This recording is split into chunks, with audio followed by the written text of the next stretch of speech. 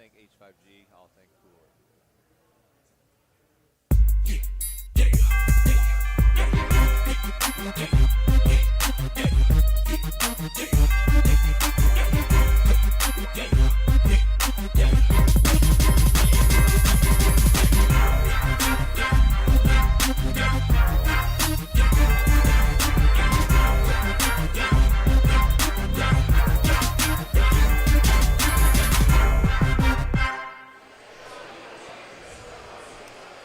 And from Bowling IQ in Sterling Heights, Michigan, this is the inaugural JoPo Team Challenge. Good afternoon, everybody. I'm $2 Phil Brylow here with Sean Rash, here with EJ Tackett. Sean just getting done with his Hall of Fame ceremony in Fairlawn, Ohio last week.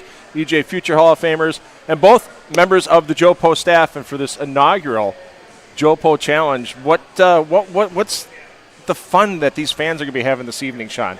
Well, it's just an opportunity to, one, rub elbows with the current best bowler in the world, soon-to-be four-time World PBA Player of the Year. Me, kind of an older guy, right? Kind of been out here for a while now. And now we're at also a facility here at Bowling IQ, Bowlers Mart, Pro Shop and everything that they can drill bowling balls, they can learn, get lessons. But we're going to have a little fun tonight bowling, right? We're going to have a couple Baker matches, a couple individual games. They got some jerseys, they got bowling balls. We have food, we have drinks, we have so much stuff to do tonight in the next few hours, but it's just an opportunity for us to mingle with fans from all over the country. We have people here from Alaska, California, Florida. Like, it's pretty impressive. Yeah, it is pretty impressive to see both you guys and have the chance to take the lanes with you in this unique format. 2 individual games for our amateur players. You guys will be bowling with them. And then, EJ, the fun part, the Baker match, where you guys are going to bowl the first and 10th frames, and they fill in the other 8 frames for a 2-game match. That's going to make for some interesting lineup strategy for you as the team manager, because this is the first time you're seeing a lot of these players, isn't it? Yeah, it's going to be great, and probably what's going to happen is I'm going to figure out who can replace me in game 2. Because if you look at my career in Baker formats, I'm not very good. So I'm going to be looking for someone to replace me. Okay, well, hey, one thing we can't replace, though, and you guys are both new to the staff this year for JoPo Grips. Let's start with you, EJ. What drew you into changing after all years with another company to getting on with JoPo? What did you see about their product that really got you into the JoPo camp? Yeah, so I think the thumb system is superior to everything on the market. I do believe it is the best one.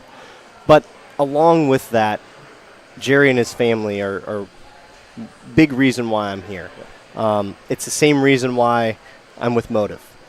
And the family atmosphere, the way you get treated, the way he sees us, the respect that he has for us is unmatched. So along with a great product, you have unbelievable people behind it as well. His entire family, his son, his daughter, his wife, everybody works in the shop. Yep. Fulfilling orders, making parts. It's a whole family ordeal, and I'm so glad to be a part of a company that has such great values and it is so family oriented. And Sean, one thing that some people get worried about sometimes with switching from one grip company to another is maybe the feel or the installation of the product. There should be no fear with people that are thinking about maybe changing or trying a JoPo grip, is there? Yeah, no, not at all. Like EJ said, it's superior to other companies right now in the market. And I mean, I can't reiterate the welcoming of jumping on this company's team. It's a smaller team. It's an in-house team. They're not doing it for fame and glory and everything else. They're doing it for the bowlers and making bowlers feel comfortable. One of the toughest things in our sport, whether you're one-handed or two-handed or right-handed or left-handed, is repeatability, right? And you got to have a consistent feel, whether it's your thumb hole with the interchangeable twist it, or the finger grips that you use. His fingers are smaller than mine, right? But that consistent feel. And we were talking at lunch today, EJ and I. We were talking about the grips. I haven't changed my grips all year, and I haven't cut all year. And that's something that's huge. As an older player, and I have dry hands.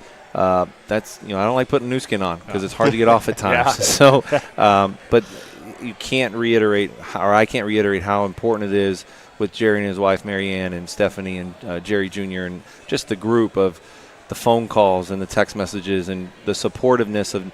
They don't care if we win every week. Granted, this guy's won a lot lately. They're texting us every day. How you bowling? How you feeling? How you doing? What can we do next to, one, make our product better, but two, make bowling better? And that's it's fun to work for them. Yeah, it's just really cool because, and the fans will see shortly, because you guys can go back out and mingle with everybody while they're having a nice dinner. JoPo provided dinner for everybody, provided drinks for everybody, and while you guys mingle, you guys are in the same team jerseys that your bowlers are in on. I mean, that to do that for the players coming in tonight, I think that's really special. Yeah, I'll let EJ start with his team and whatnot, how that worked out. Yeah, I mean, it's great. Sean and I got to design our own jerseys.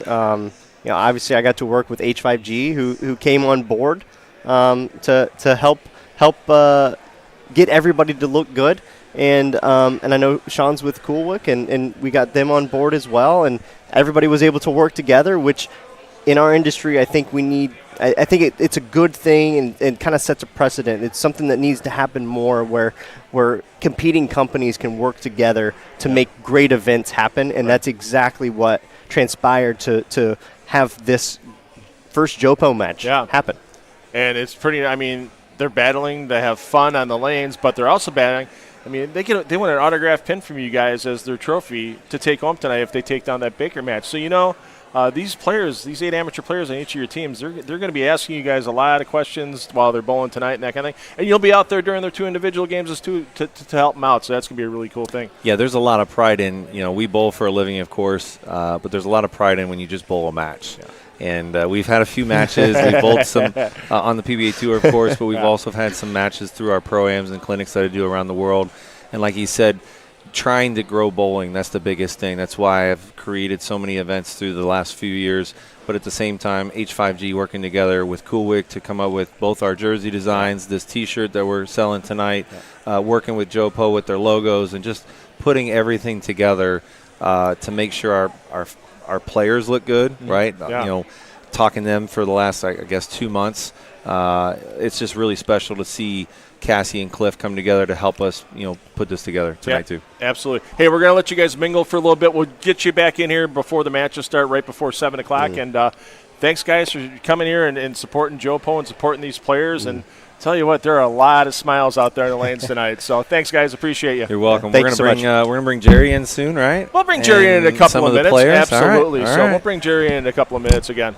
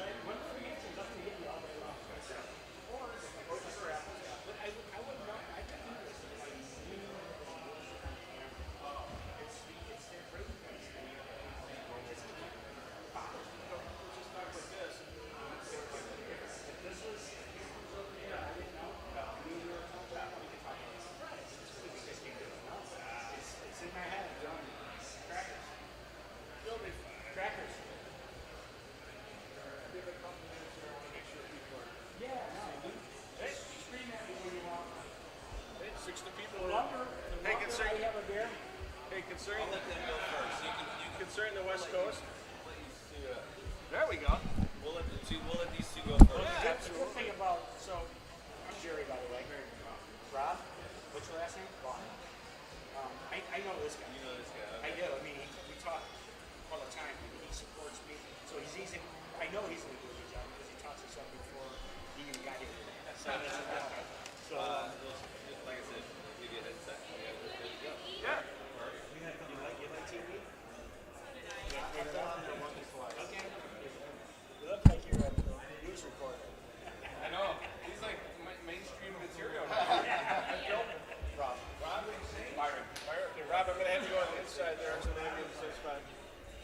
All right. Let's get this on your head. Get it where it's comfortable. We have to resize it. Sean's got a big head. He does. Resize it. Yeah. Let me get this microphone in a good spot there. All right. So, yeah, that was you. You're going to have to stand up because we got the camera right there. So.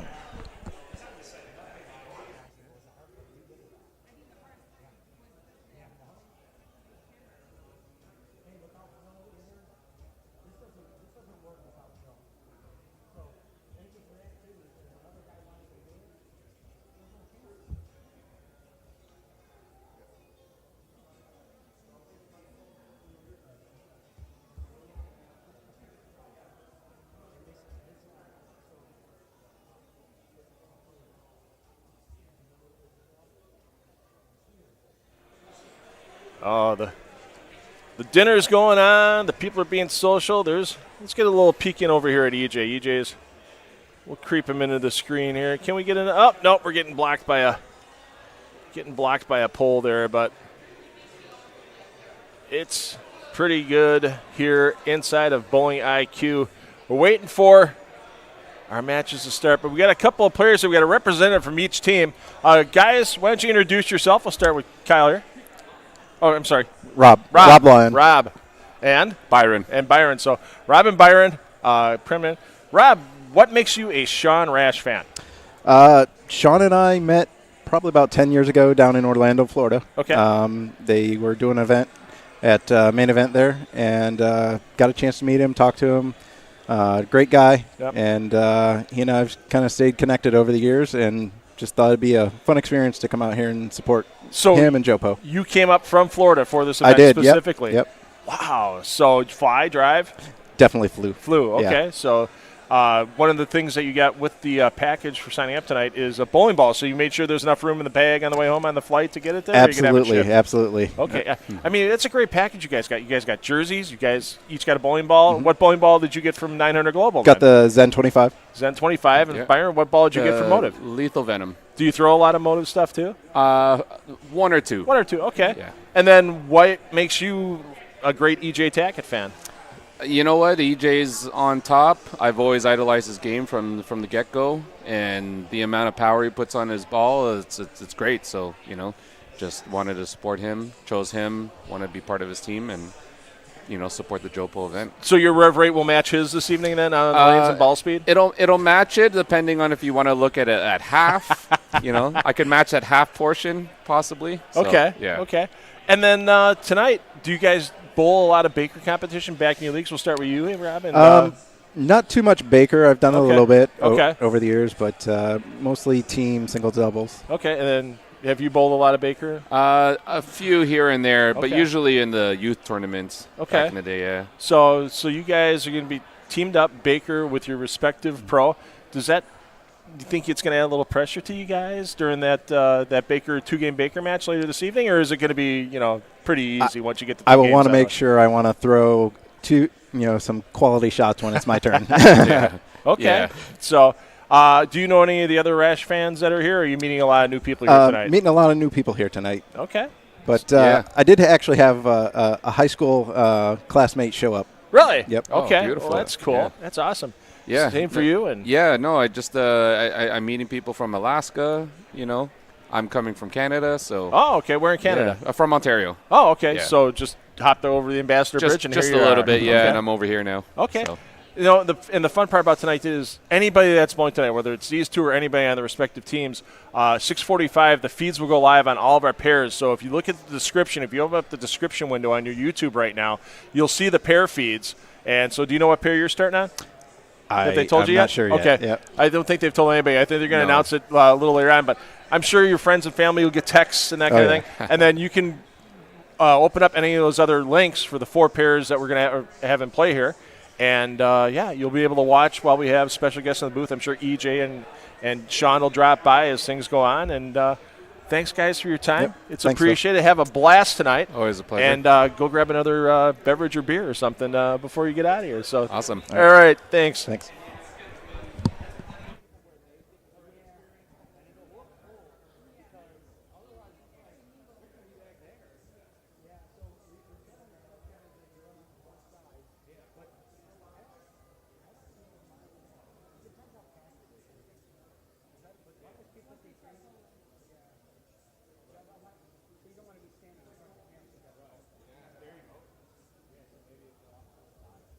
You doing good? Yeah, of course. Thank you, guys. Always. You're good at this stuff. I like to talk. I know you do. One thing looking at, this is just a little bit of what we have here with Bowler IQ. Great host this evening. Thanks to Bowler Smart, Cliff Barnes, and everybody with Bowler Smart for opening up the center and the pro shop to everybody. As you heard with our interviews there with Byron and with Rob, everybody got a bowling ball, and they had the opportunity, if they wanted to, pick it up here and have it drilled here at Bowler IQ. So, yeah, they could be using their brand new either 900 Global if they're on Team Rash, or Motive for Team EJ. Let's take a look. You see everybody just kind of, there's a few pensive faces out there. But there you see Sean signing some autographs. Everybody grabbing something to eat before things go. But, yeah, what a great facility we have here.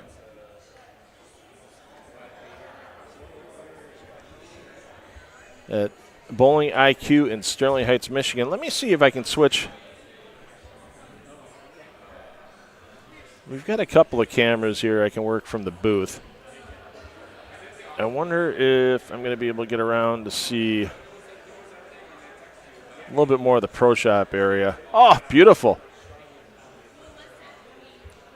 So you can kind of see on the pro shop area on the upper left part of your screen, that's the ball drilling cage. And there's some more of the pro shop. You see the wall of balls. That's 4 rows up. The 5th row empty right now. Need to get a few more releases on there. But there you see Sean running around, checking in. There's somebody getting their bowling ball. We mentioned they could have it drilled here. And there's somebody leaving with their bowling ball. And there's the hardworking Bowler IQ staff. I recognize Greg on the left there with his arm up on the counter. Manager Kenny, he just walked in the back. And I'll tell you what, been here for a couple days now between unloading the other night and getting everything set up for this stream today.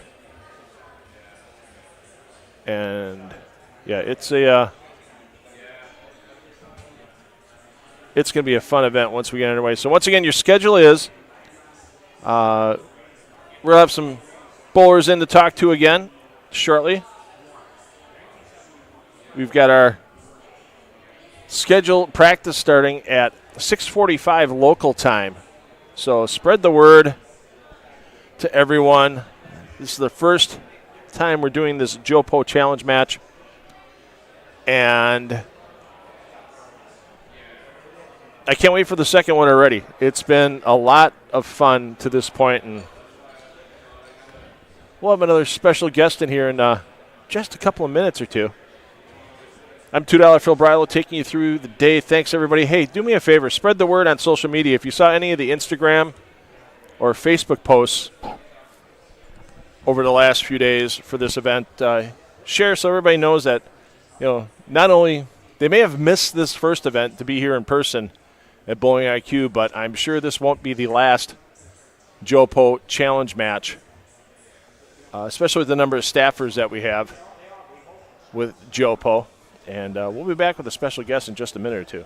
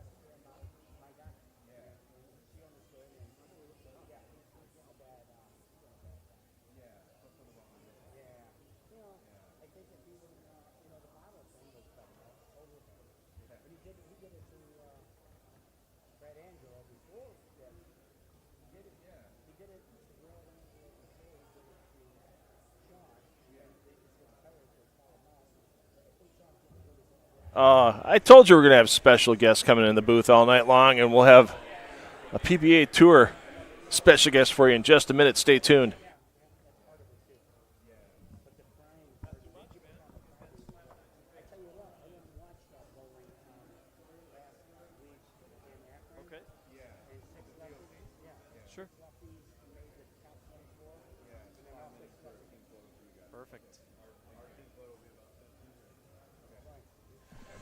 This is one of my favorite lefties on tour, and I've known him since for a while when I was starting to cover some regional events for the PBA Central region on my live stream with 10 on the Deck. And this is Justin Nolles. And last time I streamed a Central Regional event, it was in Wyoming, Michigan, and I believe you won that event. Yeah, that was a great event. It's all me. Absolutely. It's all me. It has to be you. So, it's got to be. But you were that was a couple years ago. You were with JoPo then. You've been with JoPo for quite a while. Yeah. What was the first kind of thing that made you kind of look at, hey, I got to try something different in my game? Sure. I'd been kind of hearing rumors about JoPo for a few months, and I'd never tried the grips before, and I was having some issues with cutting and, just feel issues, typical bowler problems. And I tried a set, and like I tell everybody I've ever met since, it feels like Jerry made them custom for my fingers. I was hooked. Yeah. I mean, in a minute, I called him right back, and I said, we gotta do something. And at the time, there was no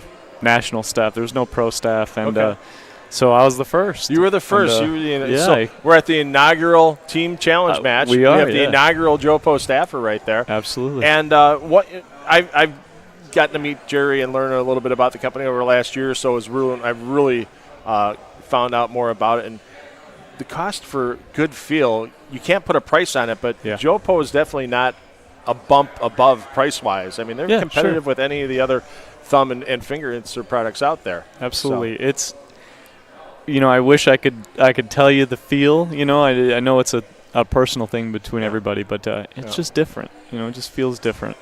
I think anyone who hasn't tried them before, if you give them a shot, it's a different feel. And like I said, to me, it fit like a glove. Yeah.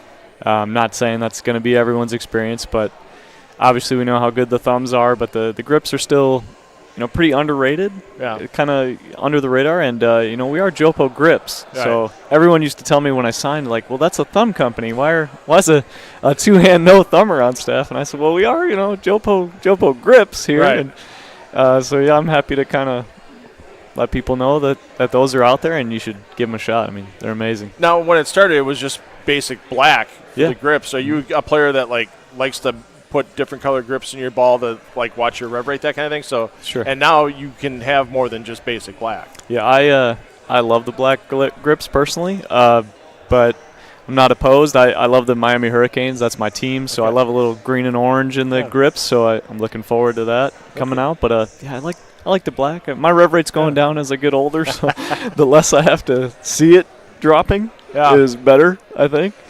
But I mean, it's just been a personal thing. But once we get the green and oranges, I'll be putting those in some balls for sure. Okay. PBA regular season, I guess you could say, is done. Now it's the postseason, that type of thing. What's the plan for the rest of 2025 for you? It's pretty busy, actually. I joked with my wife. She knew it was a lie, but I was going to take some time, relax, and rest. And then all of a sudden we booked a trip to the Lucky Larson, and we booked a trip to the Lucy, and then vacation and regionals. So, this off season is really my busy season as a bowler. We have so much to bowl in Michigan. 4 or 5 days a week of sweepers, and then regionals on the weekend and travel, and there's just no off season. So it's, if anything, it's more busy than the tour. Yeah. What's the favorite regional that's going to be on the schedule this spring and summer? Do you have a favorite you're looking forward to? Yeah, usually my favorite is EJ and Zach's regional in Bluffton. I won that the second year they had it. I think is my first time bowling, and that was my second regional title. I'd won the week before, but that center doesn't exist anymore in Sturgis. So. That one just kind of became my favorite, winning that one. And then I had a chance to win it again the next year, lost in the final match. And so just, I don't know, I just enjoy it. Now it's on the string pin, so even more of a challenge. Last year I was humbled quite a bit by the strings and reminded that I don't throw it like I used to, so I have to get a little bit better. But that'll always be a favorite one. All right, Good memory. Since we're talking strings, and I actually have been working on some PBA videos you'll see soon, the bowling breakdowns with Neil Stremo. We talked to EJ, we talked to Kyle Troop as they won the 2 regionals in the Midwest and the Central. Sure. Last fall that were test regionals, research regionals, however you want to call it. What do you have to see different with your bowling ball going through the pins on strings than when you're on free fall? A lot of people are going to have to put the ego aside, I think. The light mixers are not there a lot. I mean, you really have to hit the pocket in a true way. Your ball can't deflect. I left a lot of stone 9s. I realized that my ball was that to me is a deflection. Yeah. So I noticed that my ball was doing that a lot. So that forced me to kind of rework how I think about the ball going through the pins even on free fall, and I worked that into the tour this season. Just kind of like, maybe my ball isn't going through the pins the right way. Okay. And I must have shot, I think I had the numbers, 20-something, 7 pins in the 8 games at the regional. So I went home and realized that my ball roll needed some work. But there's really not a whole lot of difference outside of that. It just, your strikes have to be a little more perfect. Yeah. You gotta get a little bit better. EJ is definitely the smallest guy on that team. That taking a look out there on the lane. Tall team.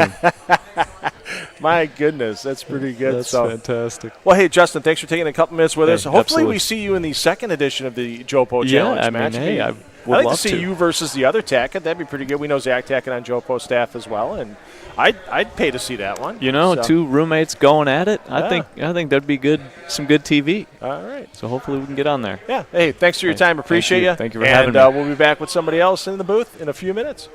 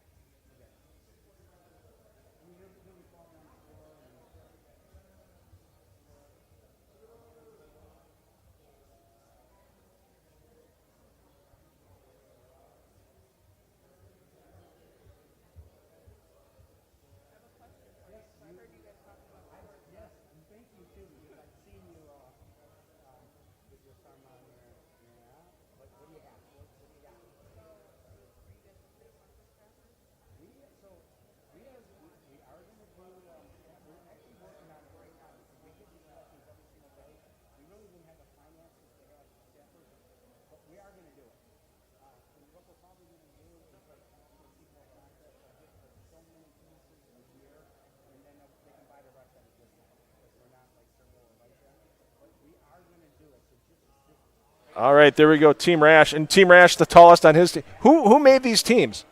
Team Rash is the tallest on his team. EJ's the shortest on Team Tackett. Find that hard to believe. I think there's some collusion going on. I think there's some interesting business. I think Sean might be paying people off. As we see some of the EJ Tackett bowlers waiting their turn.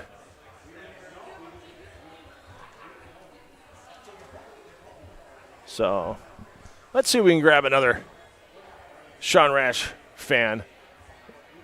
Come in here.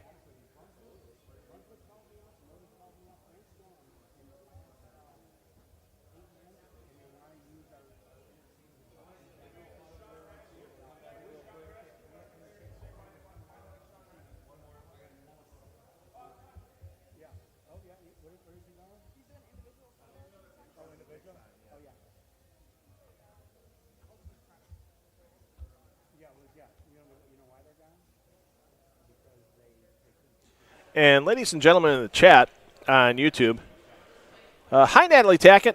I'm going to try to check the chat as often as I can. If you haven't seen a 10 on the Deck Productions production before when it comes to bowling, one thing to always keep in mind is as much as be nice to have Natalie Tackett as a production assistant once again. Natalie was a great production assistant when we were with Flow Bowling for a couple of seasons, when I was back doing the PBA National Tour stuff.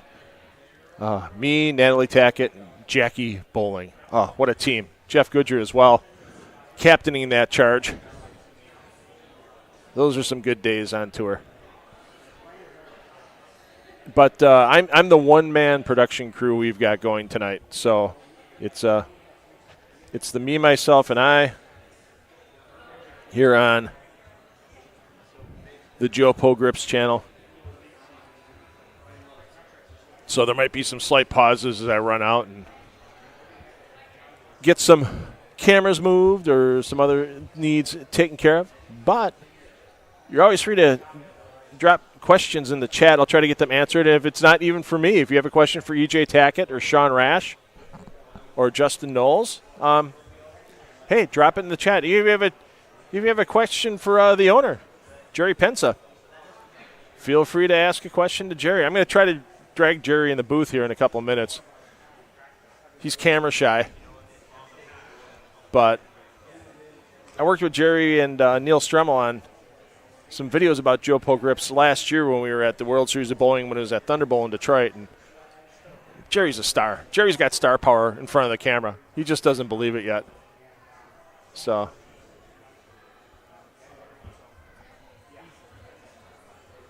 let's see if we can get he's talking to somebody right now. I'm going to try to get Jerry over. So thanks to everybody that's joined us so far. Once again, the practice will start in just under 45 minutes. It's just fun watching all the pictures be taken. It's fun watching. Oh, a little fast on that camera work there. Fun watching, the bowlers socialize with the players. I mean, Pro-Ams, don't get me wrong, PBA Pro-Ams are absolutely fun. I've seen enough of them over time. And, unfortunately, not going to be able to get a good look out at the Pro Shop area for a minute. Got a little glass in the way once again. But Sean's out there with JP, Jerry Penza II, as Jerry's been the guy behind getting all this set up, making sure the bowlers got their jerseys, got their shirts, everybody checked in, got their goodie bag. And speaking of which, tell you what, we've got some nice sponsors. And one of the sponsors that both EJ and Sean have all season long is Arnicare. And you can see right here a nice gift bag for everybody, an Arnicare gift bag. And I've been a fan of Arnicare, honestly, as soon as I saw that Sean signed and then EJ signed, I'm like, I've been a fan of you guys for a long time with Arnicare. I've used the stuff. They have a great arthritis cream out there. I mean, obviously, it's like anything else. If you cut off your arm, it's not going to take away the pain. But for the minor aches, the minor pains, the minor scrapes, Arnicare really does a great job with that. And they're great sponsors. They support Sean. They support EJ as well. And we appreciate Arnicare coming on board this evening as well. Another great sponsor for both of our players is Tony Stewart Racing. And Tony Stewart with his Smoke brand, another sponsor of both EJ and Sean. And we just want to thank Tony Stewart Racing for the support they provide the players all year, because without the support for the players, it's a little tougher for them to get from stop to stop, check to check, and become champions and Hall of Famers like they are.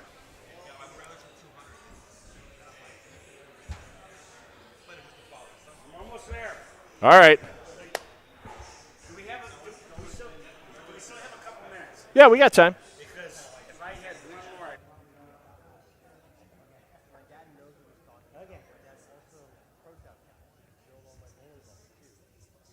My son would probably be a good one to talk to too. But my feeling is I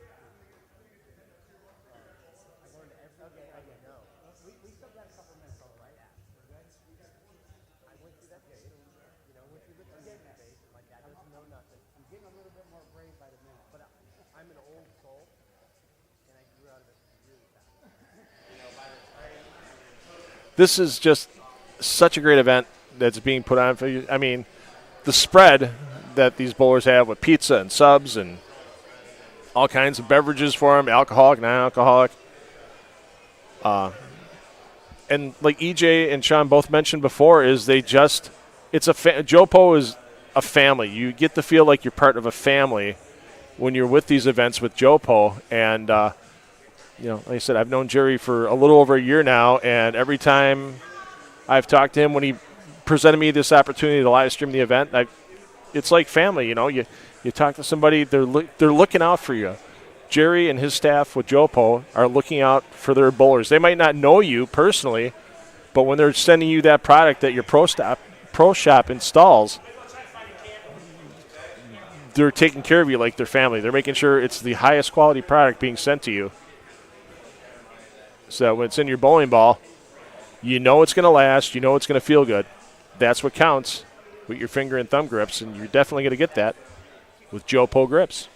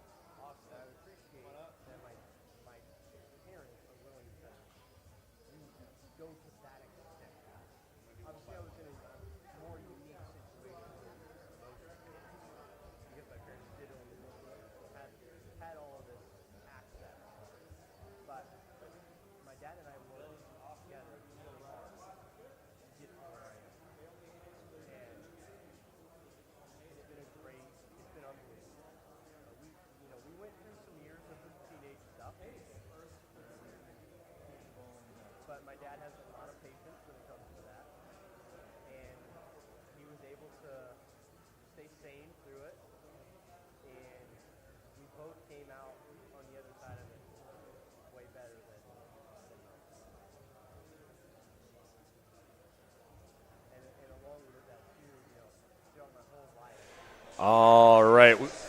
We got a member of Team Rash coming in the booth. Austin Smith. Austin, how you doing tonight, sir? Doing great. First time up here at Bowler IQ Bowlers Mart. Okay.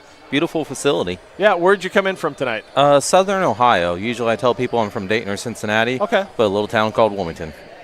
Bloomington? Yep. Bloomington. I've never been to Bloomington. Never even driven through there, I think. Or Wilmington, sorry. Oh, Wilmington, sorry. Been to Delaware, Wilmington. I've never been to Ohio, Yep. Wilmington, so that's one to look out for. Closest I usually gets like Coldwater, Delphus, that kind of area where they have the regionals.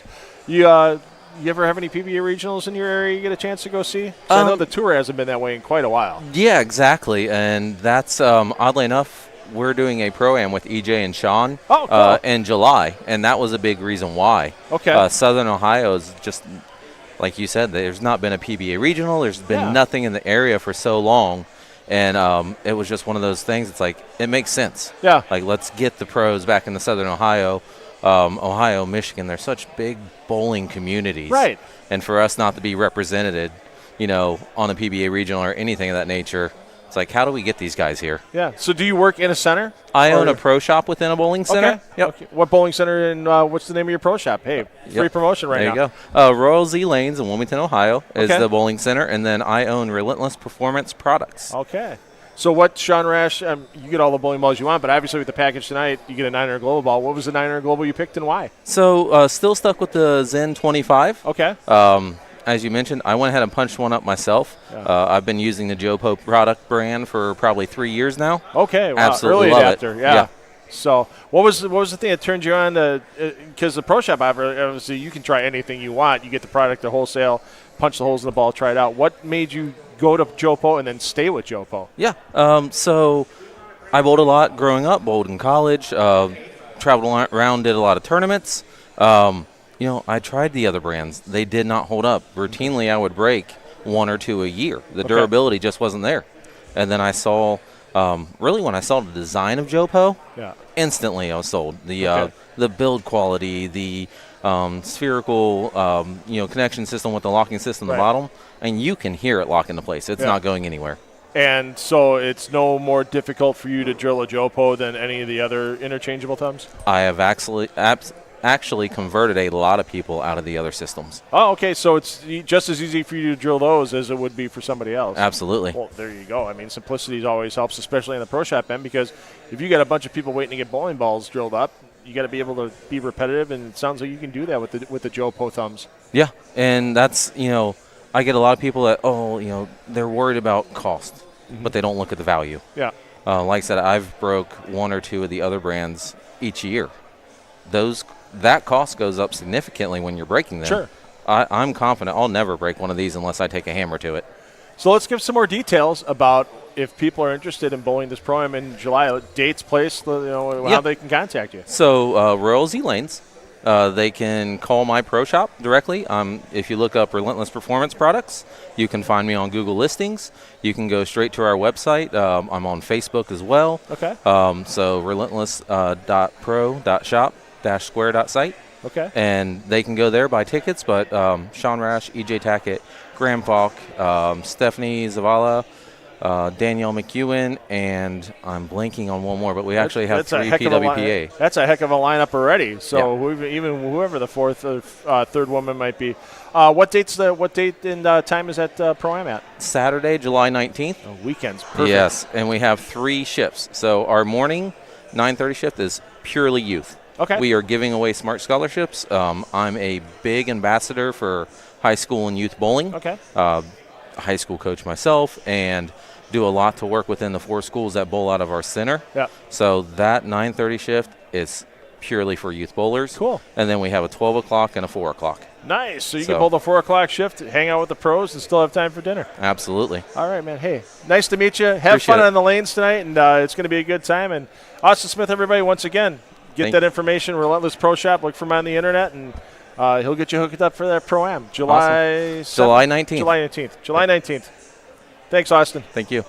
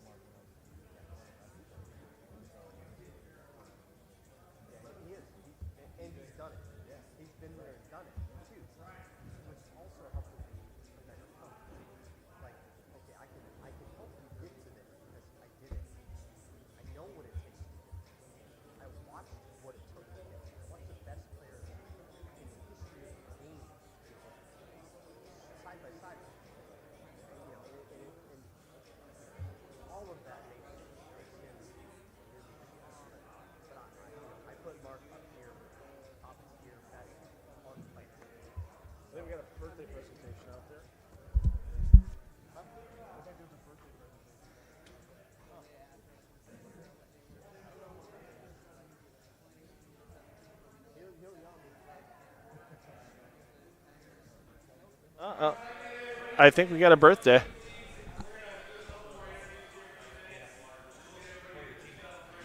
Look at this.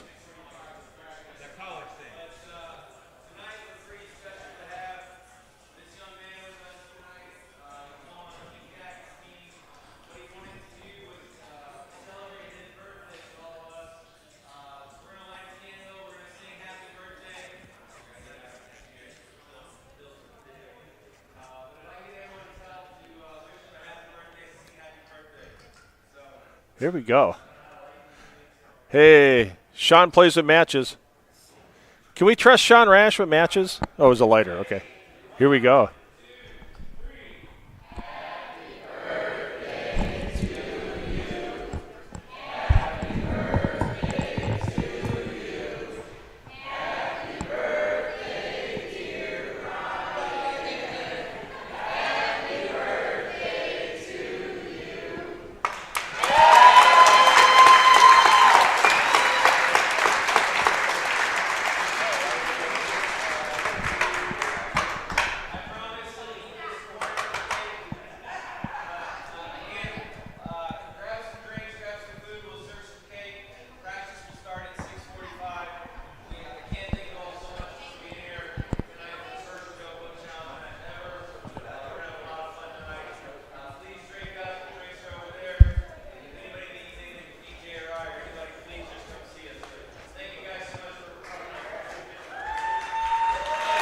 How about that for Brian? Happy birthday, Brian.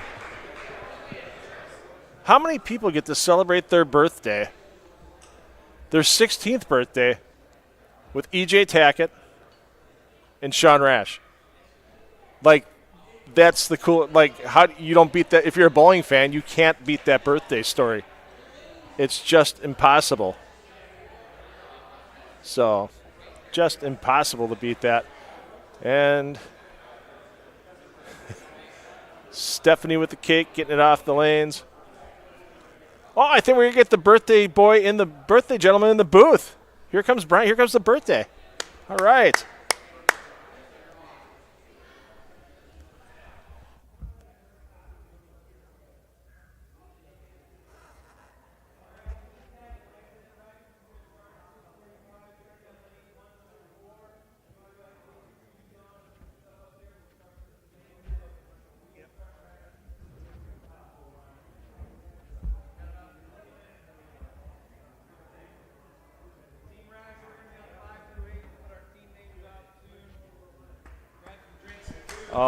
Here we go.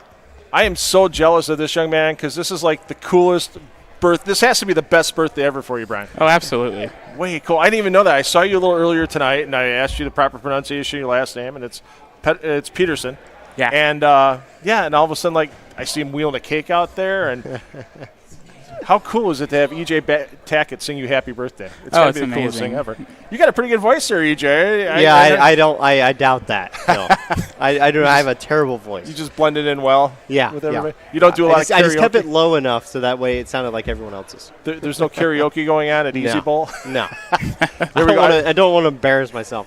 I like to keep a good repertoire. Yeah. You know, I got it. Do things I'm good at, which is singing is not one of them. Exactly. Well, and making fans, too, because Brian here is on your team this evening. And what makes you a great EJ Tackett fan? I mean, what about that? You said you had to be here and you had to be on EJ's team. I mean, I've been bowling for about 2.5, 3 years now. I mean, ever since I started bowling, EJ's been my favorite bowler to watch, the guy I look up to in my bowling journey. Okay. Are you one-handed or two-handed? I'm a one-hander. All right. See, good way to keep him honest there, EJ. Hey, you know, the one-handed, two-handed thing. We talk about it all the time. Yeah. And honestly, I could really care less. Yeah. The most important thing is growing the sport and getting people involved. And at the end of the day, you have to do whatever you have to do to knock down the most pins as possible. Right. Because that's the name of the game. Knock them down as fast as you possibly can, and no matter how that is, that's what you should do. Yeah. And I'm just on board for people bowling and don't really care which way you do it. I just had to put a stick in there because the one-hander versus two-hander thing they just had on TV, which – okay, it was an exhibition thing. I get it. It's one-hander. Yeah, versus it was a fun time for everybody. There was always little jabs between us, but right. At the end of the day, we all care about growing the game and making it the best we possibly can. So only bowling 2.5 years or so. What got you decided that I need to get on the lanes and I want to bowl? And what do you average now that you've been out here for a couple of years? I mean, it started with my mom was bowling league at our local center. Okay. And, I mean, I tried almost every sport there is, and I wanted to try out bowling. Started doing it and fell in love with it. Started doing it more and more. Became a more competitive bowler. Okay. And then as of now, I'm a 180, high 180s, 190 average That's bowler. awesome.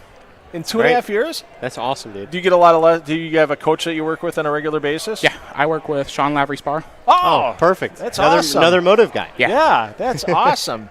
So, I just saw Sean last week when I was at the TOC for a little bit, and he bowled a regional before that, and he's always a good guy to go to. But, so you came up from Texas for this? It's so cool. Wow. We have so many Where's people. your mom and dad? Because I want to shake their hands and say, I wish I had you as my parents when I was younger. No, we have so many people from so many different places during this event. I know Sean said it earlier, but we have Texas, we have California, we have Florida, we have Alaska. Yeah. Some people came across the border from Canada. Right. So it's so cool and so humbling for us to have people come from such great lengths of places to be here tonight. So it's really cool. This whole thing was kind of Sean's idea. Sean and I do a lot of clinics together, throughout the year. We've talked a bunch. We've done so much stuff together over the years, and this was his brain bubbling. Right. And when I joined JoPo, and then he joined it as well, and he had a lot of conversations with Jerry, like, hey, how about we do this and call it the JoPo match? Kind of like Tiger and Phil did it. Right. We're trying to follow in line with doing something similar to that Yeah. and doing it our own way. But it's really cool, and it's so awesome to see people come from so far away to join us tonight, and we're so thankful for it. And it really is humbling to know people came from so far away. Yeah, and it's just this is hopefully the first of many of these things. I mean, you got great staffers on hand like your brother Zach. You got great staffers like Justin Nolles, who we talked a little bit earlier, and there could be. I'm hoping there's quite a few more of these as well. And Brian, you mentioned playing sports. What other sports do you play? Because we know EJ Tackett's a good golfer, and we know he's a great bowler. I mean, what do you do other than bowling for your sports? Because I think it's important that kids get the taste of quite a few different sports in order to figure out what they like. As of right now, bowling's the only thing I do. I used to be a full-blown competitive swimmer. Okay. Did that for about 3 years. But I mean, as of right now, it's been bowling has been my main focus here lately. Okay. You got a side bet going with EJ tonight for like extra birthday cake or something like that? Like he's got to throw 2 strikes in Baker to get birthday cake? No cake for him. He's got to throw. Cake for Brian? Yeah. Do we do this? Is that how we? Yeah. No, we're not going to do that to Brian. We won't do that to Brian before he bowls. But man, just have fun tonight. Enjoy your birthday. Enjoy the bowling, even if you leave a split or two here or there, and get a chance to tell people he was your teammate tonight when you go home. How awesome is that? Oh, it's amazing. I'm glad to be here. Yeah. Well, Brian, happy birthday again. Congratulations, EJ, as always. Thank you, Phil. Thanks again, man. Brian, looking forward to it, brother. Looking forward to it. All right, this is going to be good. Let's get back out to the lanes. We're going to be starting with practice in 20 minutes. Beautiful. So, yeah, it's going to be underway shortly. And we'll have somebody else in the booth momentarily.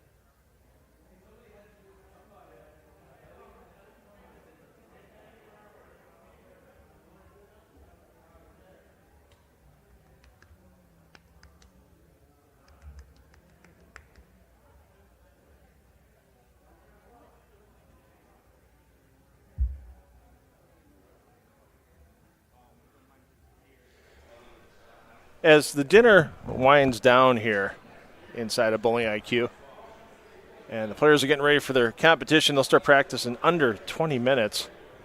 It's turned into a little bit of an atmosphere where these teams are getting serious. Like, they're getting out on the lanes. They're going to have fun, but it's not going to be all fun and games. I mean, there's some game faces on with some of these players. Like, they want to get out here and bowl. Yeah, there's some game faces right there. That's just a couple of players that want to get on the lanes, get themselves going, make things happen, throw some strikes, prove their team is superior to the other team, and take home those championship trophy autographed pins for their efforts this evening.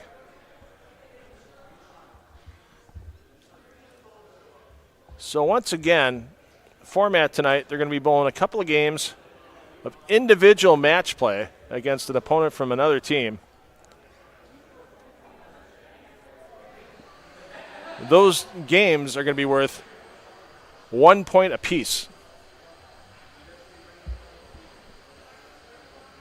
for official record-keeping purposes, but the 2-game Total Pin Baker match is going to be worth 1,000 points, so that's pretty much going to take the everything as I go to the Jimmy Fallon scoring system when he plays his games on the Tonight Show. Each game worth 1 point until the final game worth 1,000 points to decide the winner.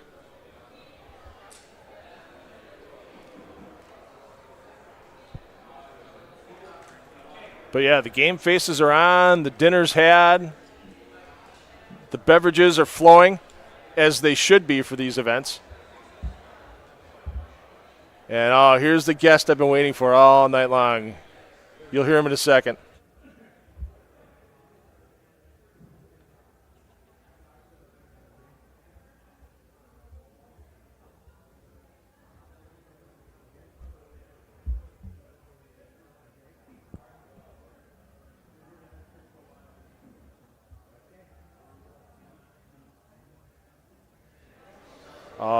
I've been waiting all day for this guy. Jerry Penza, the man. Thank myth, you. Always a legend here for JoPo Grips. Hey, thanks for bringing me in for this inaugural JoPo Challenge match. What gave you the idea to make this match happen today? Sean talked about it a little bit, but I want to hear from the man himself on how this all came together. Well, I have to tell you, if it wasn't for Sean, this probably doesn't happen. Okay. He does a lot of clinics around the country, and he thought this would be a really good thing to promote our brand and also to promote bowling. So we decided to see how this would go, and we got a schedule put together, and we decided to make it a 16-player, basically a pro-am event. Yeah. And literally sold out in less than an hour, so it's been a crazy run to see how this is going. And I mean, you look at all the fans that are in here right now, you just go, and they're ready. I mean, the game faces are on. I mean, we look at all these people from Team Tackett. I don't think they're having any type of formal meeting here, but but they're getting ready to rock and roll, and they want to win tonight. This might be just a fun pro-am to some people, but to these bowlers out here, I think it's a dog-eat-dog match that they're going to have tonight. I'm sure. I'm thinking everybody here wants to win, too, and there's some pride, I guess, at the end of the day on which team wins. So, yes, I think they're out here ready to go. Yeah. So we met each other in person about a year ago. We were at Thunder Bowl in Allen Park during the World Series of Bowling. We did Neil Sturmo bowling breakdown videos and that type of thing. And that was really the first time I had seen JoPo Grips. I don't bowl. I really don't bowl anymore. But it was the first time I really got the in-depth on it. I was like, wow, what a product. What made you decide to just take everything basically you've had invested in your life and go, this product needs to get the bowlers? What spawned that idea? I'm very, particular about my thumb, and I wasn't 100% happy with the other products were out there. I think there was room for improvement, and what I did for a living was design tooling and parts to make them more efficient. Okay. And basically, at the end of the day, it was an easy thing. So I found out the things that people were looking for in an interchangeable, and that's what I worked on at the beginning and kind of tweaked it from there. And, the reason why I did it is because I want people to be able to use an interchangeable that they're confident in and be able to go out there and enjoy their bowling. Yeah, and I'll tell you what, you just watched a number I watched a number of grassroots people. One of the guys I used to do a radio show with in Milwaukee, Dwight Albrecht at Spare Time Pro Shop. All of a sudden, after a few months of being out there, all of a sudden he's on board. You see other pro shops, hey, we have the JoPo Grip system now. We can drill your JoPo Grips and that kind of thing. And it's really snowballed.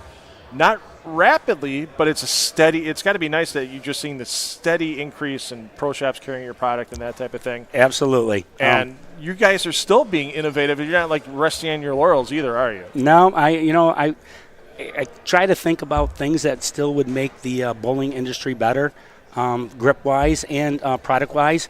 And, again, with, having Sean and EJ and Justin Nolles and Zach Tackett on board, they have actually grown a lot of awareness to the product. So, I'm so blessed to be where I'm at right now. Yeah, and one special shout out, even though he's not here tonight, one of the first guys to make TV with your product is Mikey Schleybaugh. Absolutely. And I've known Mikey for a few years from covering PBA Central and Midwest region events like that kind of thing. And Mikey's, you talk about a guy that can be real particular about what he has in his hand, and for him to go to JoPo and then find the success he did, I mean, that's got to really make you feel Absolutely. Right I nothing makes me more happy than when people come up to me and say thank you at the end of the day. Yeah, it's really cool. And it's a family, and we were talking a little bit, especially Sean loves it, that you're just a family-based operation. EJ loves family-based operation. Why don't you give the fans out there watching just a little background about how many family members are involved with the day-to-day operations of JoPo? Yeah, so we have 5 people working for us, and we actually have 6 people in the shop. My wife actually comes in every day and babysits our grandsons.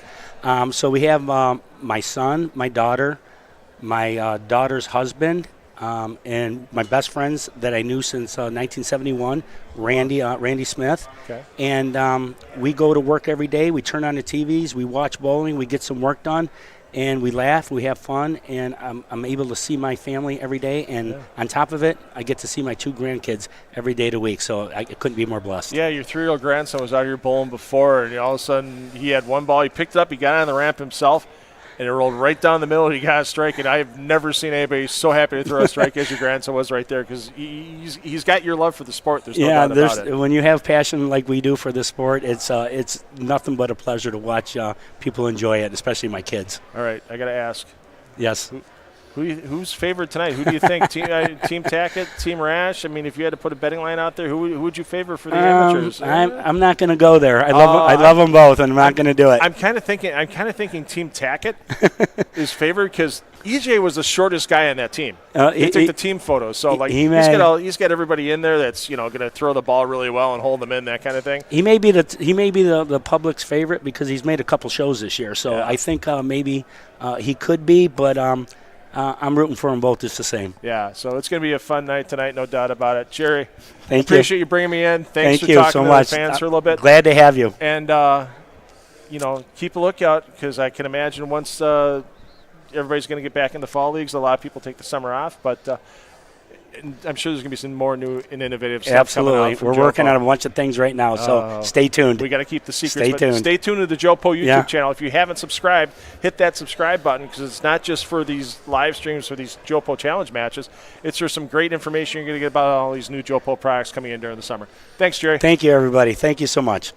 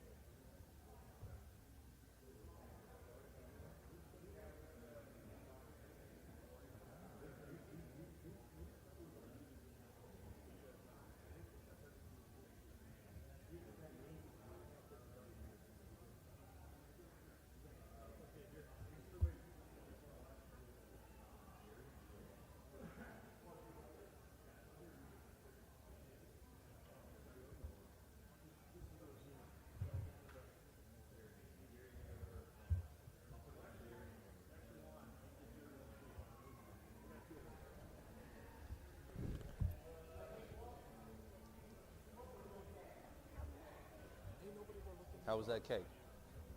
Come on. Come on. Hey, come on. Listen to the mind.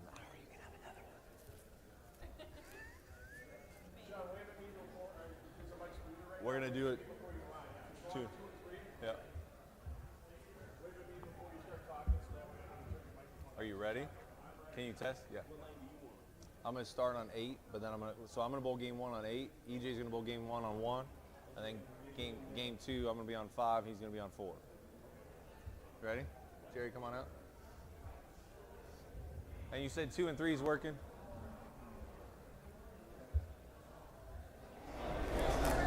Find EJ. Is EJ hiding down there? All right, we're going to have a special presentation coming here with Sean, Jerry, and EJ. Just real quick. No, the word's out. Oh, I took my glasses off. What does it say? Says only Sean Rash can go in.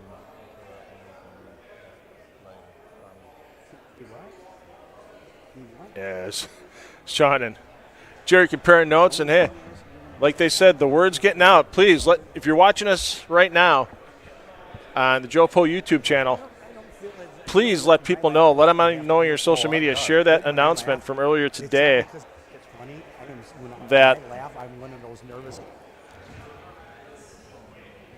you can watch Sean Rash, EJ Tackett, and their teams take to the lanes this evening. So. Waiting on EJ. He should be out in just a second. He's talking to one of his teammates, taking a picture. So that's the thing, man. It's so fun in this atmosphere. You have a huge center. 8 lanes. There's plenty of room. We saw you. I mean, you take a look back at all the room that's here. I mean, let's go wide. I mean, that's all. That's just part of the. I mean, that's 4 lanes of the center. So.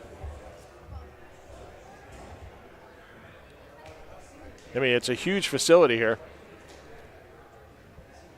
And we should have our player introductions coming up momentarily.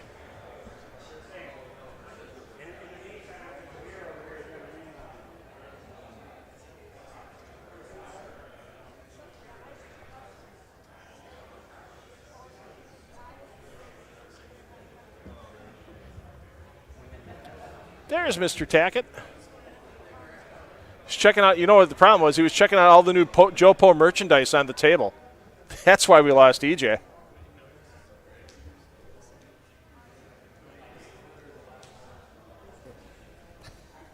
EJ looking around at his JoPo merchandise collection. All right, let's get over to Sean, Jerry, and EJ. So we're going to get everybody's. So they're going to do the team introductions right now. Nice and close. We're going to do a quick intro. The owner of JoPo Grips, Mr. Jerry, would like to say a quick word, and then EJ and I are both going to introduce our team, and then we will start practice session. So if I can turn the floor over to Jerry real quick. Jerry, take it away.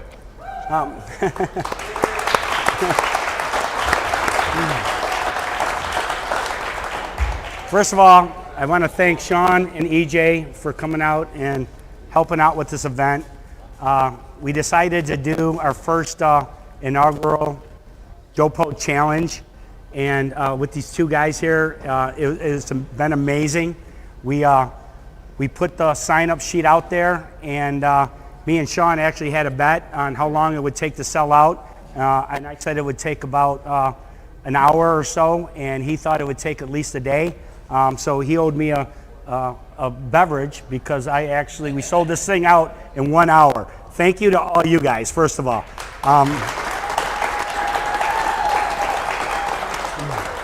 This has been over and beyond my expectations, and we got people here from Alaska, we got people here from California, we have people here from Florida, Texas, and everywhere in Canada. Did I say Canada?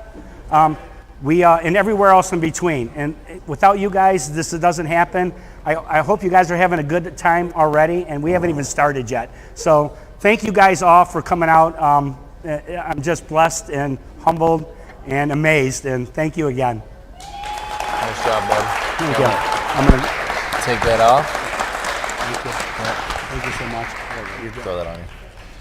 All right, EJ and I are going to announce our teams from where they're at. I'll start with my first player, Mr. Austin Smith. Come on out to the approach. Go ahead. All right, my first player is going to be Owen Williams. Next up for me, Frankie Katz. Woo. All right, next, I'm not even going to try. Chris P. Yeah, you're good. How do you pronounce your name? What's that? Next up, this gentleman served our country. I'm so proud that he's here. Please welcome Kyle Wilkes.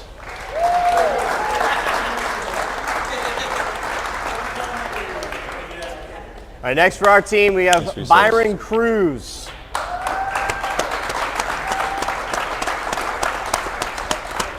Next up, welcome Bill Worstner.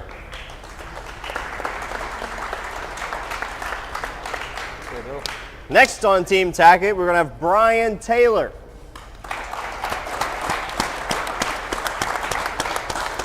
Next up from Florida, Mr. Rob Lyon.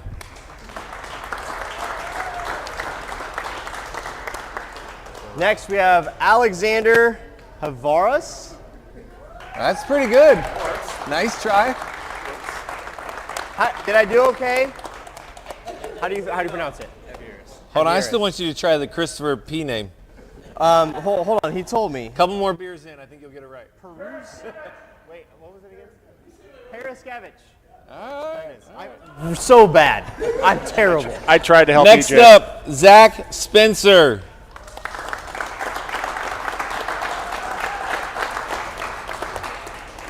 Next, we have Wayne Hoke.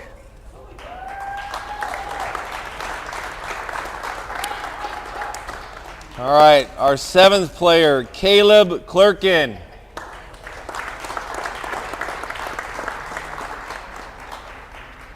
Next to last, we have Matt Wallace. Oh, it's perfect. My last member of the Team Rash team, Josh Weiss. Come on up, young man. And our last player has maybe one of the most famous names in bowling, Brian Peterson. Yeah. Birthday boy. There's the young man that just had the birthday. All right, again, tonight's function is all about having a good time, socializing, enjoying our sport, trying to grow the sport. This isn't about what ball companies we represent. It's not about any of that. This is about being together in an industry and enjoying a great time here at Bowling IQ. I got to say a few thanks real quick. The owner of Bowlers Mart just showed up a little bit ago. Cliff Barnes, I know you don't want to be talked about, but thank you for coming tonight.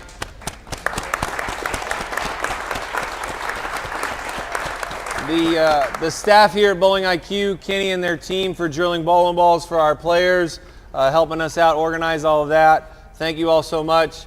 Again, last but not least, this event was based off of JoPo and the expansion that it's going and the direction it's going up. And that wouldn't be possible, I know we've said it already, but to Jerry, to his wife, Mary Ann, Stephanie, Jerry Jr., Joey, Randy, everyone that works for him, thank you all so much for helping us put this event together tonight. Please, please have a good time. Socialize around lanes 1 through 8. We've got tables, we've got drinks and food and everything else, but we're going to bowl 2 games tonight. Everyone's going to bowl 2 games on their respective pairs. EJ and I are going to bowl on 1 and 3 and 5 and 7. And then the Baker match will be on lanes 2 and 3. And then we'll see who takes down who in our match. But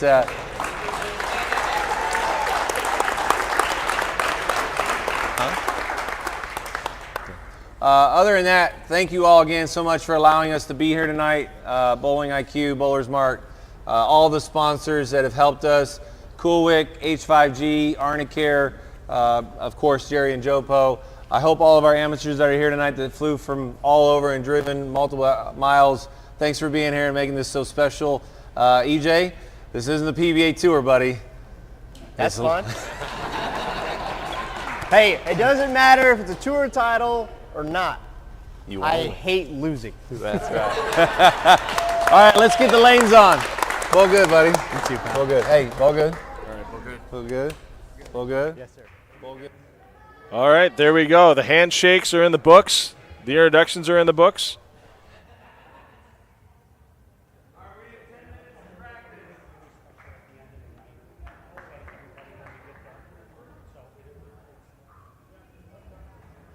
All right, we will get practice underway momentarily.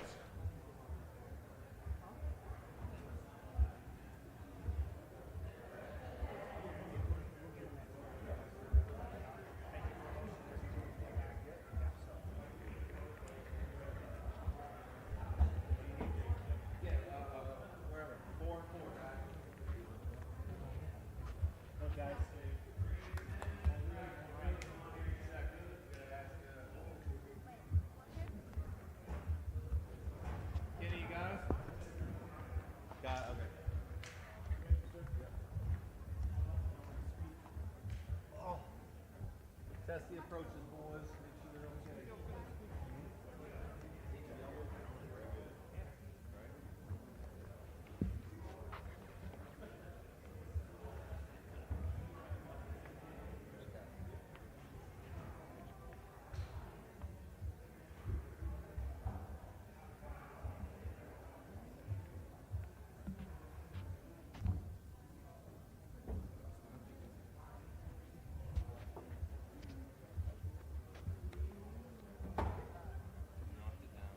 So once again, if you look at the description of the video that you're watching, open up that description if you haven't already, you'll see the 4 pair feeds. So 1 and 2, 3 and 4, 5, 6, 7, 8, they all have their own pair feeds.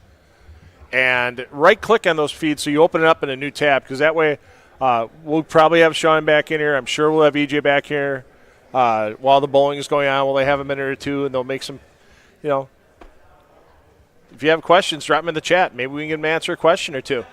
Why not? And then we'll, you'll be able to watch your favorite player in that second tab, and you'll still have the audio from us, because the only audio you're going to get on those pair feeds is just what's on the lanes. So you're not going to get any commentary or anything. So double tab it. I tell people to do that for our PBA regional live streaming, and I'll tell people to do that now for the JoPo challenge match. We're here at Bowling IQ in Sterling Heights, Michigan, and we are now starting our 10 minutes of practice for all players. I'm going to take a little audio intermission here. I'm going to refresh my beverage since, hey, they're free. They might not be free at your home or wherever you're watching us, but I suggest that you refresh your beverage as well. We're going to have some fun bowling action. We'll talk a little bit about all the players. And there you see. There's your players on 1 and 2 and 3 and 4. All of our players from Team EJ. Our players on 5 and 6 and 7 and 8 on Team Rash.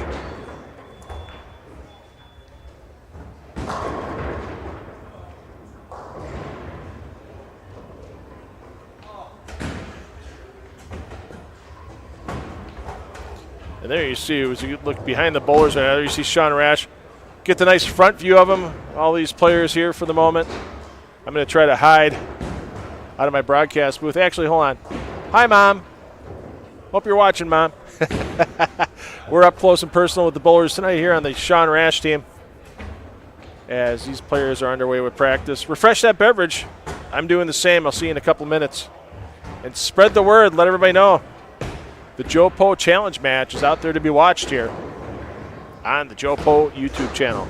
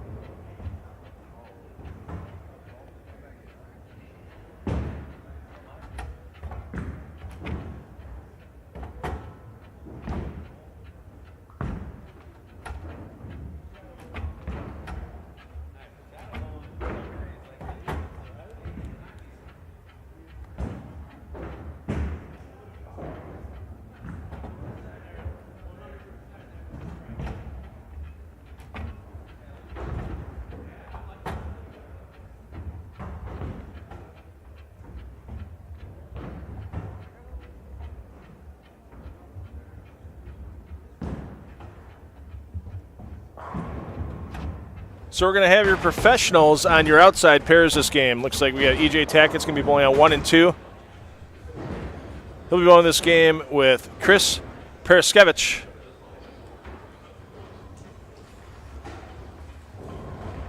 Owen Williams. They're your leadoff players on 1 and 2 respectively.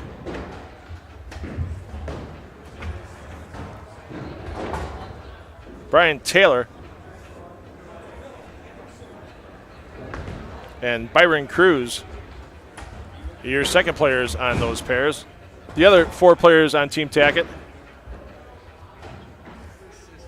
Got Wayne Hoke and our birthday celebrator, Brian Peterson, on your scoreboard on lane 3. They'll be bowling cross lane just like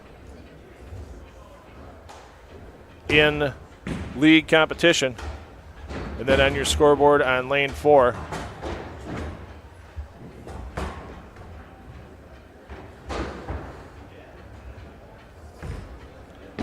you're going to have Alexander Javieres.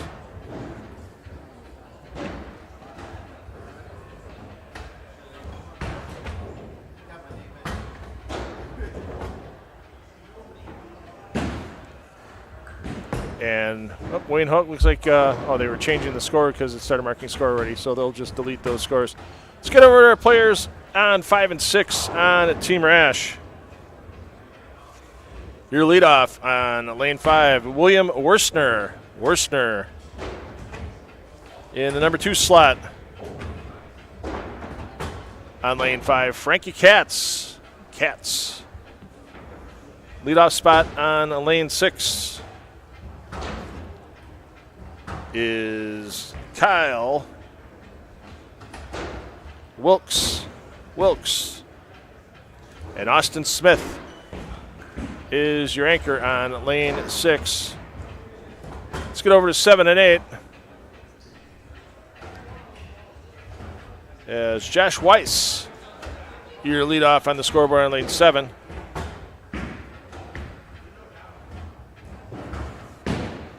Rob Lyon, your number 2 bowler. Zach Spencer, the number 3 bowler on 7. Sean Rash bowling leadoff this game on lane 8. He'll move to 5 and 6 for game 2. And rounding out Team Rash is Caleb Clerkin. Rounding out.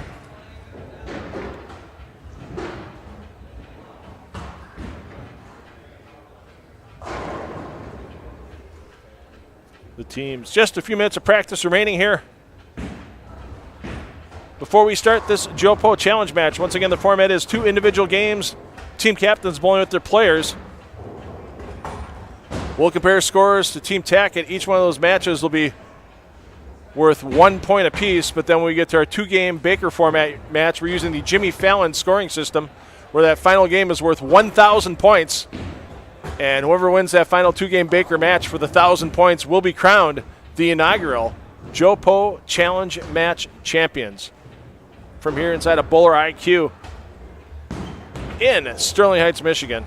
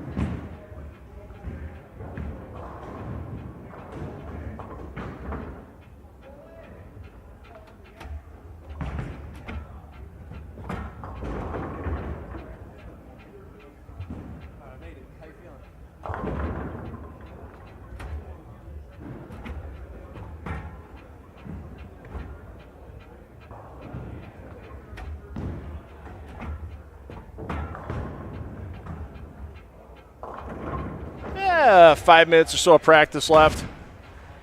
We'll have some special guests in here during the match as well. So, like I said, if you're watching somebody or you want to watch one of the bowlers on their own pair feed, we've got that going for you. Just open the description underneath the video that you're watching. You'll see those 4 feeds. But right-click on them and open them up, because then that way you can keep us on here in the main feed and then watch your favorite player while they throw their 2 regular games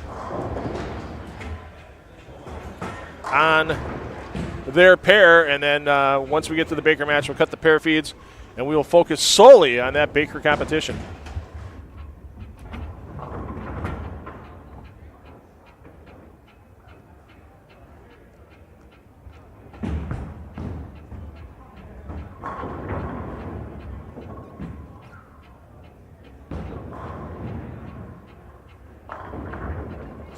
Sean Rash going for the refreshing. Look at, I've never seen that in a tournament before. Sean Rash goes from foul line to cocktail table to talk to the fans, as you see there on the right side of your screen. That's what you get at the JoPo Challenge match. You don't get the ordinary here. You got your fans leaning over. You got the high fives for all the players. There's Sean wrapping up practice with his players.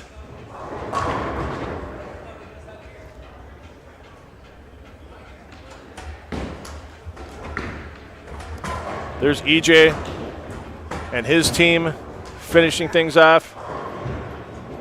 So once again, we're going to be bouncing between all the pairs. We'll watch a frame or two on each pair each game here in the main feed, but we will get you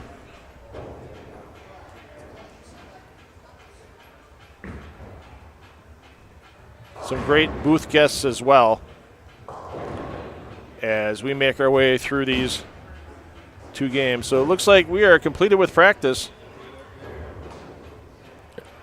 We'll get the scoreboards activated, and we will be underway momentarily.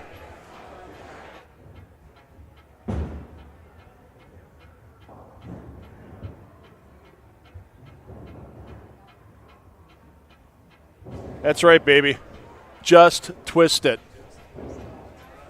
There you see our great host with JoPo Grips, that great logo with the Just Twist It, as that's how those thumb grips get inserted into those thumb holes. And the final team meetings are taking place, and the scoreboards are being corrected. And we should be underway in just a moment.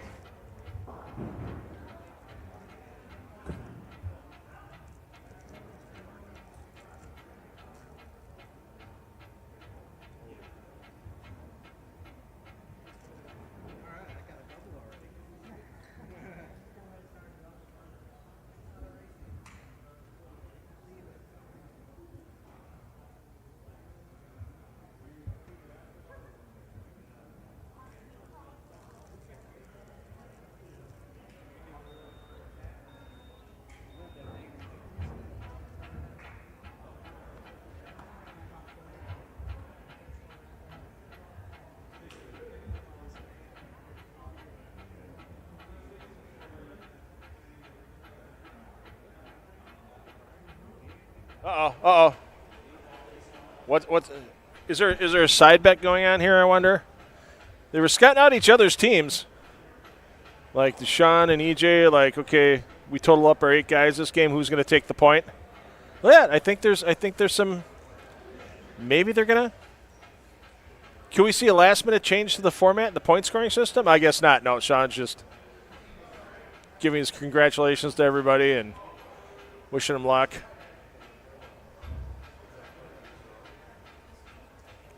Hold on. I see money coming out of the pocket. We could have a wager. Not that Sean gambles. Is there a wager on the opening game between the captains? We need to know. Well, there's still John. All right. We'll have to check in with Sean when he comes back over by the broadcast booth. Is there a captain's wager game 1? the world needs to know.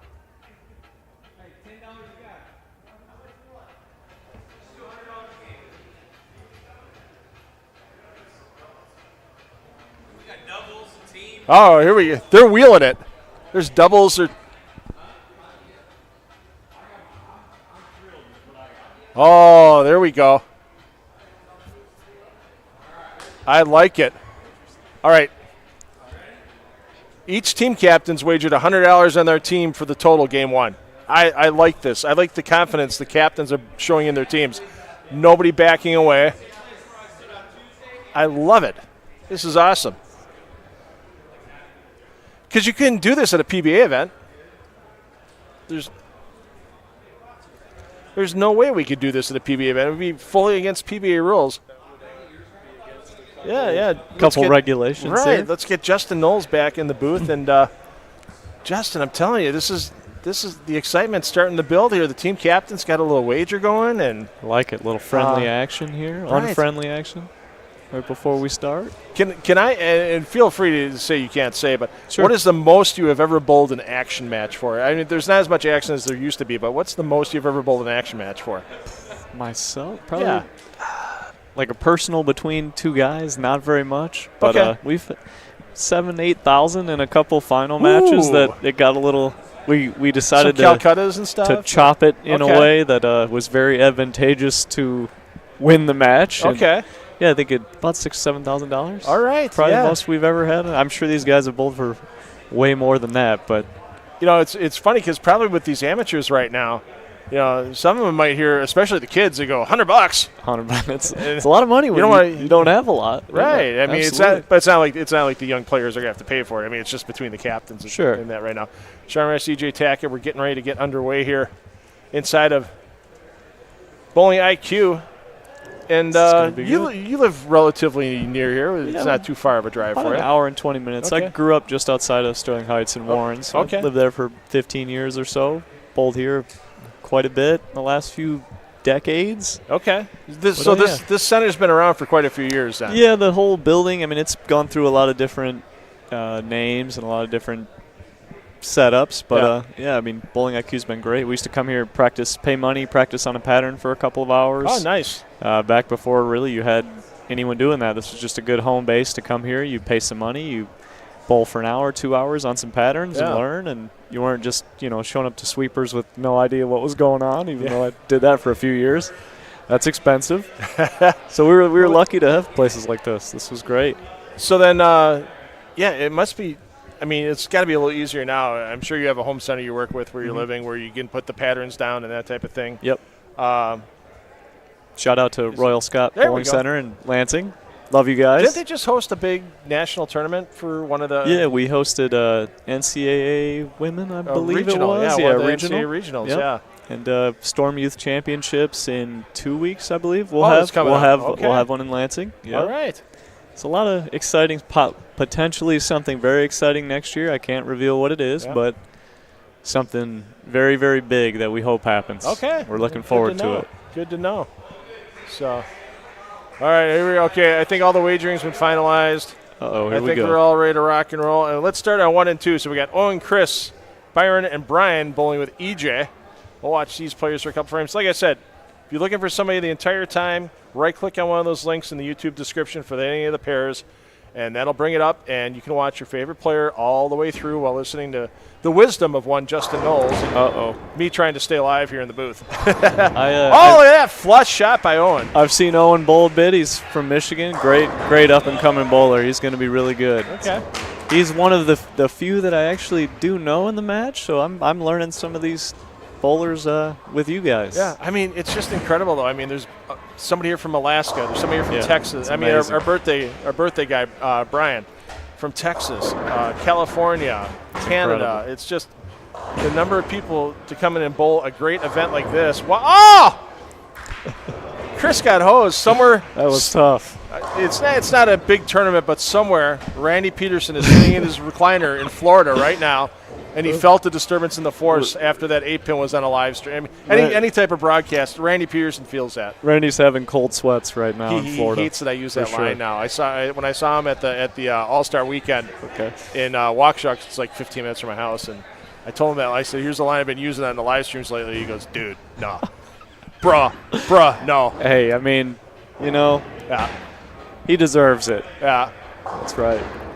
All right, everybody. Hey, thanks to all bunch of you that have tuned in already. This Let is people great. know they can watch this. Let people know, even if they don't know anybody on the stream. How often you get a chance to watch EJ and Sean bowl and just have fun bowling? Having fun on a Thursday night Yeah. with a group of guys. This is awesome. That's basically it.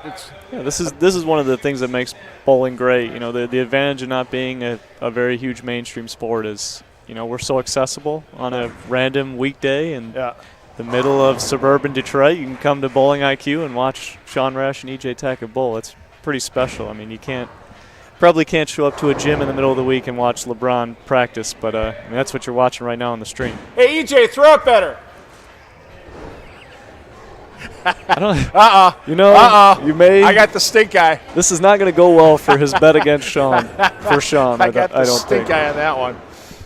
We don't need him inspired. We see that enough every week. I've just been taken off the Tackett family Christmas card list. Well, Natalie, that's one less one you have to write out because I know EJ's not writing them. So. Ouch.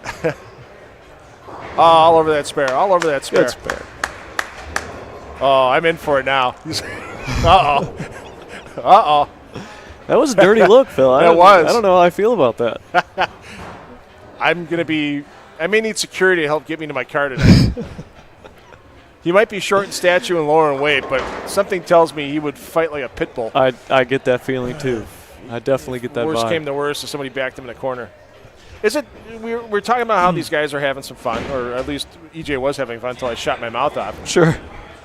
Is it tough for you when you're bowling with friends and league and that kind to kind of amp everything down a little bit when it's just like, hey, I got to be social here when you're used to bowling for a living? Yeah.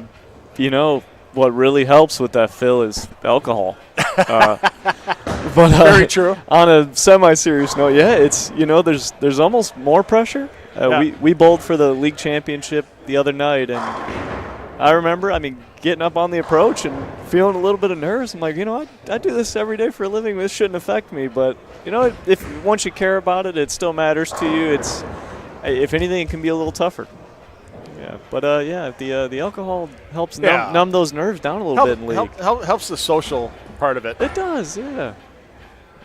I didn't hear too many people worried tonight about bowling on the string pins. Yeah, These a little different than what we've seen in the PBA competition. PBA competition's all been on cubic AMF string pins.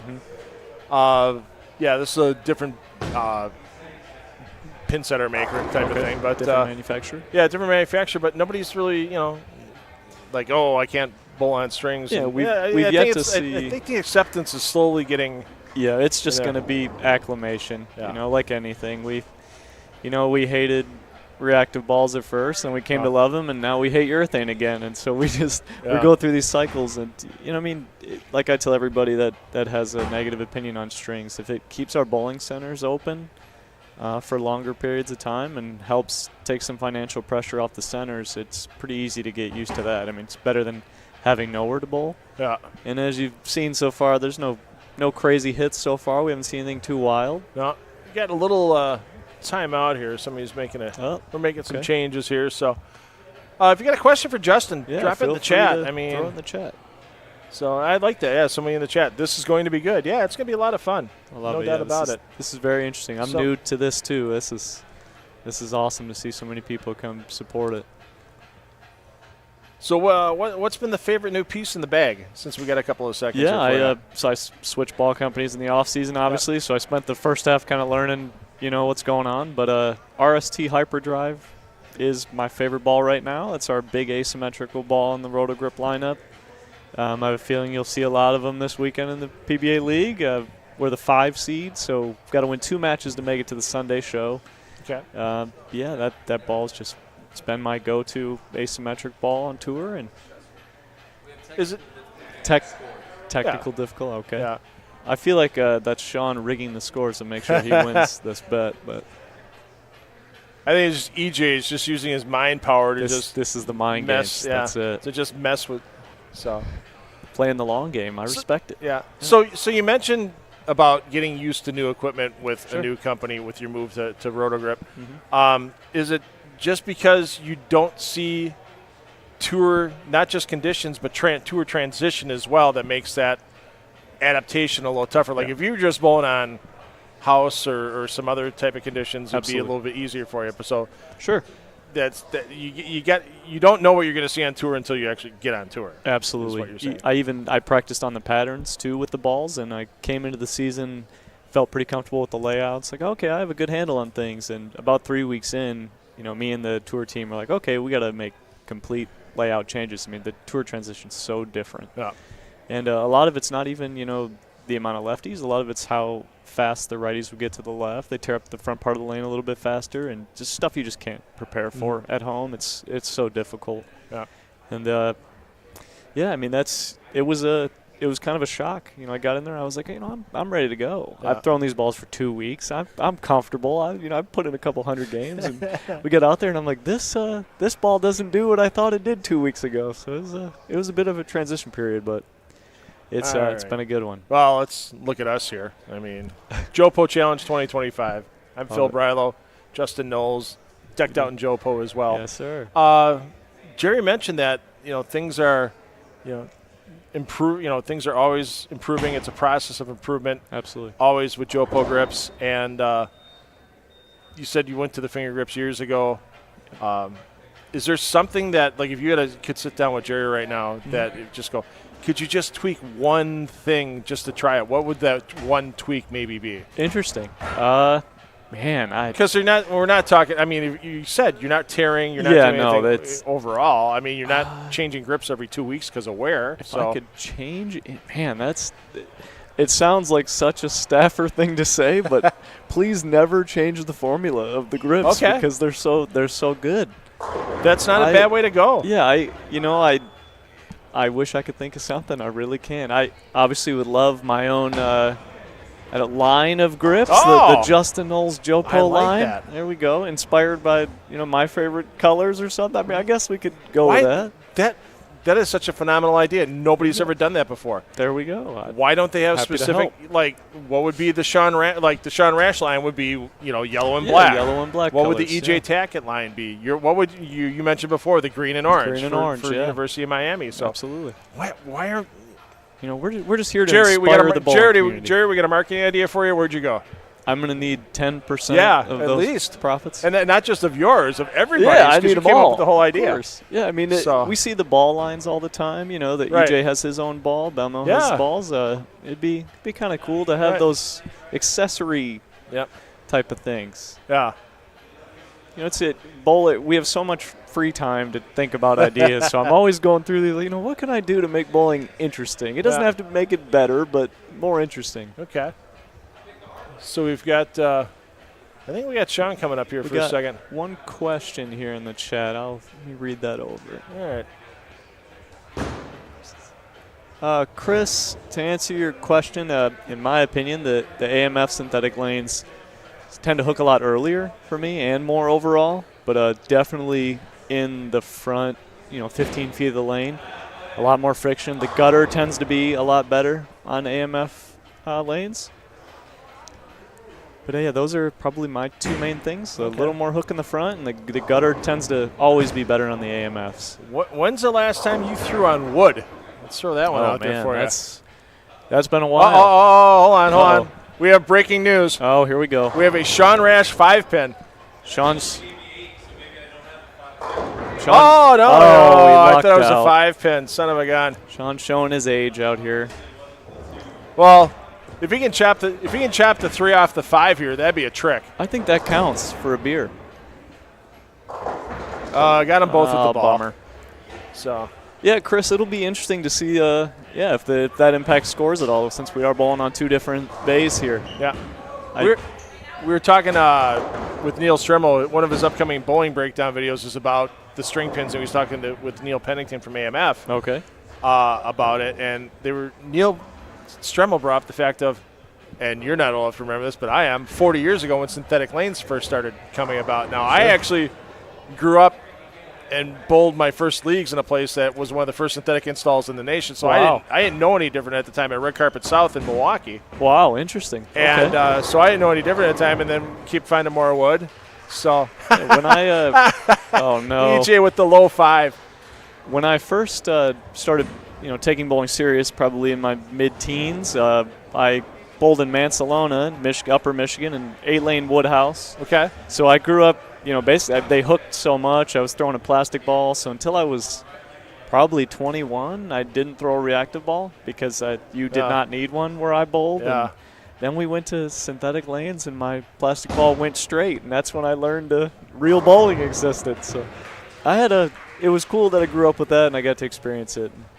Did you ever bowl on Lane Shield? That overlay, that plastic overlay. I haven't. No. Oh, I God, bowl that on stuff- Guardian, but Oh, that's that's just it's basically the same thing. Okay. Yeah, Holly Oh. Lanes in Holly, they still have oh, Guardian. God. Oh yeah, they hook. Yeah, bring out your plastic ball, and Just go to work. Yep. I remember shooting 770 crossing pairs at a place Wow. on a Friday night second shift league, shooting with a white dot. That's fantastic. So Yeah, it's I'm sad alcohol that- induced, by the Well, way, you and know. alcohol induced because it was a Friday night traveling league. So you gotta. I'm sad that people won't get to experience stuff like that. I mean, Yeah. there's so few of them left. Right. One of my favorite places still to go is Holler House in Milwaukee. Those lanes will I've never never change. been. I've got to go there. Next I've next never next been. time you're in Milwaukee, let me know. I'll get a hold of Kathy and Tom. We'll get you in the door, I would love to. That would be and amazing. maybe throw a few shots. I struck out in the 10th frame there one time at a Baker doubles match, Wow. and yeah, okay. it's one of my top 5 career highlights. I don't know if I've ever heard anybody doubling in that place. So that's incredible. Freaking Belmo when they had USA versus the world Okay. for the team shootout, and they had the match. He had the match against Tommy Jones there. Sure. And he started with the front 4. Wow. And then he went high, and the next shot he got up at the 6th frame and he goes, "I'm going to leave an 8-pin." He looked at the rack. He goes, "I'm going to leave an 8-pin." Now, pins should be on spot. Human pins are there, guy. Sure. I'm going to leave an 8-pin. Sure enough, stoned an 8-pin. Wow. Like he goes, "Yeah, I could just tell." Yeah, when you know, you know. That's right. Yeah. You know? He goes, "I could tell from where the 3-pin was." You know the beauty of string pins that Yeah. should never be an issue again. Right. That'll be interesting to watch as the years come along. Well, let's see if Wayne can step back up here in the 4th frame and get himself the front 4. Here we go. And we'll get over and check in on Team Rash. Once again, this is the first of 2 individual games. We didn't find out what I thought. I heard it was $100 for the team captains Yeah, on that's what I the heard total too, pin yep. total pin side bet. So we'll have to see who wins on that. But if Wayne keeps throwing, EJ is going to be his biggest fan. If Wayne can keep tossing strikes here, let's see what our young man with the birthday can do here. Here we go. It's pretty good. Oh, for bowling 2.5 years though, the form's not that's bad. pretty good for 2.5 years. Absolutely. Says he works with Sean Lavery Spar. Oh wow. Okay. So I didn't know Sean did coaching. yeah, You that's do how much coaching do you do when? a little in the summer, not Okay. mostly just kind of locals who ask for help. Okay. We don't do anything official yet, mostly because I bowl all summer long too. I don't really have an off season, but Yeah. it's definitely something I'd love to get into. I've been seeing my coach Andy Schneebelt in Jackson for 10 years, and he's Okay. he's responsible for most of the success I've had. So I'd like to kind of pass that on as I establish myself a little bit more, and people have interest for it. Yeah, I used to do some coaching quite a few years back. Sure. So every time it's not to pat myself on the back here, but spoiler alert: if you don't want to hear about the intercollegiate team championships, turn your microphone down. But University of Wisconsin Whitewater, which is a club team, they won last weekend in Las Vegas, and back in 2007, I coached that team to their first ITC appearance ever. Wow. And so it's one thing I'm quite proud of. When I took over the team, I took over that team in January of that year, and they were ranked 54th in the nation when I took over. Wow. And we had 3 real studs of players, but they just couldn't. They had a couple of guys that just couldn't find things or whatever. Sure. And we worked a bunch with these 2 guys beforehand, and then when they got to sectionals, they just clicked. and they ended up finishing 4th in their sectional and ended up going to nationals. They finished 5th at nationals their first time there. Wow. In Wichita, the only 2 losses were to Wichita State in that center. So we had nobody cheer us on because we were a club team. Yeah, sure. And they still are to this day. So You're they not supposed to be there, and right. you manned it. Yeah. I didn't know that. I didn't know you coached them. That's amazing. I did some coaching back in the day. Yeah, it's been a while. When I started doing TV and stuff like that, I stopped the coaching. But, yeah, it was always fun just to give back a bit. And, I'm usually the de facto, if a high school team in the area has a 2-hander and the coach doesn't have any experience, they kind of plug me in there to give some help. But, I mean, I love it. It's fun. Let's check in on Team Rash here. As it looks like we got Josh catching up on the frame here. The wrap 10. Good toss by Josh there. I dig the hair. He's got a good head of hair. He's got a head of hair I wish I could grow at my age. Those days are over for me, sadly. I think he heard me there. He started chuckling. I don't think he was laughing at his 10-pin. My hair is currently running away from my forehead, so it's not looking good for me. I use my headset to cover the balding spot. On the I got one in the back too. Yeah. So good stuff. That's the stresses of bowling. This is what it does to you. Takes your hair. I like how we get the fans down the runways here. We can see one on lane. Yeah, I dig it. Just kind of hanging out down on the end. It's almost like being at a PBA event. Yeah, that's what we loved about Portland in the league. The fans going crazy, kind of sporadically all around. So hopefully we can recapture that at Thunder Bowl this weekend. There's I don't know if you saw it on social media, but Chris Fial out of Massachusetts. Sure. They're doing a Megabucks team tournament at Bayside Bowl in October. Wow. I have not seen The caveat is all 5 players have to bowl these 21 games of league in the same center. Wow. You can have up to 1 national tour player and 2 regional players on the team to go with it. But then, everybody has to have at least 21 games in the same center, so you have to represent that center. Wow. And I think it's – I like that. Yeah, it's a great idea. Yeah, it's like a $1,500 a team entry, so, sure. $300 a guy or whatever. But Chris has done that Northeast Megabucks over I've seen Thanksgiving weekend a couple times. Yeah. I was like one generation too late. I missed all the high rollers. I missed the Megabucks stuff. So it'd be awesome to see that stuff come back. Yeah. That would be great. Maybe stuff like this inspires, more people to show up and bowl, which leads to bowling growing and tournaments like that coming back. Yep. Okay. We got a little activity. Let's check EJ.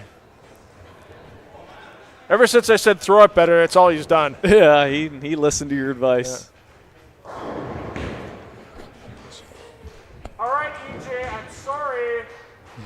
I'm sorry I ever doubted you. Oh, man. Goodness. Sometimes I think EJ will, he'll have a tough first block every now and then. I think he just does it to give us hope. Because he always finds a way to just vault right back up. I mean, sometimes you got to sit there as a tour player, and you look at like the top 5 or 6. Look at the top 5 or 6 guys on that prize list, and all of a sudden you look at, EJ won 2 majors, and all of a sudden you look at like just the drop off and go, man. Yeah, it's incredible. You got to really. It's a tough way to make a living for you guys out there when you're battling the EJs and the Belmos and all that. And how do you keep your sanity on occasion when that block goes south? Yeah, oh man, that's tough. It's not easy. It really is amazing. I mean, everyone's a great bowler that bowls the tour, obviously, but the guys at the top, they're just special. They're always on. They're always throwing 100% shots. We're always having huge blocks and. It feels good when you get the occasional 1 or 2 good blocks out of 4. These guys are doing 4 out of 4 every week. I mean, they're bowling, 100-plus more games than us a year because they're making every match play and every show. And this is a fun fact I learned. EJ has more points this year than I do earnings, and I'm 22nd on the points list.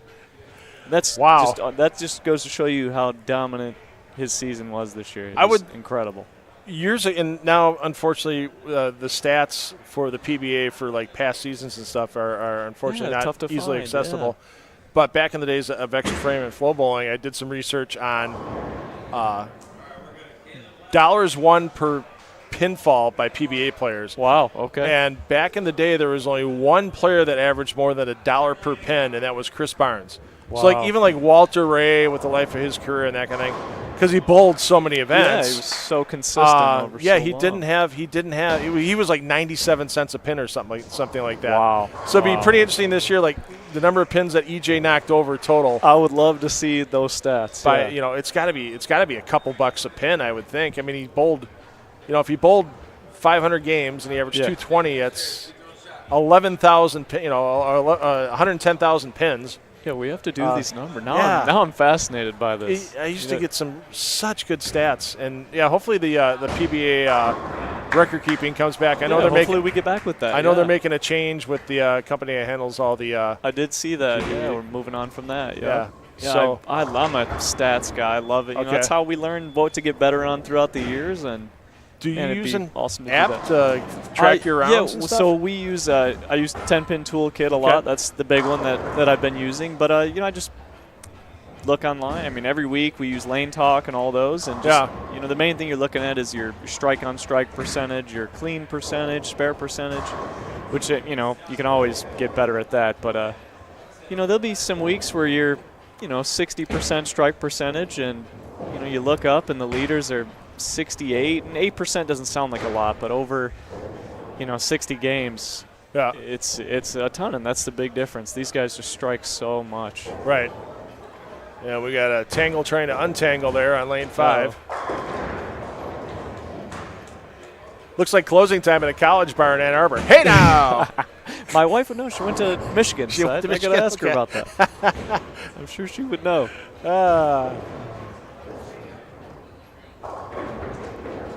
Uh-oh. It's really fighting. It is. It's trying. All right. This is the mental warfare again. Yeah, we'll get back over to 1 and 2 here. There we go. Let's fix back up. Oh, come on, Brian.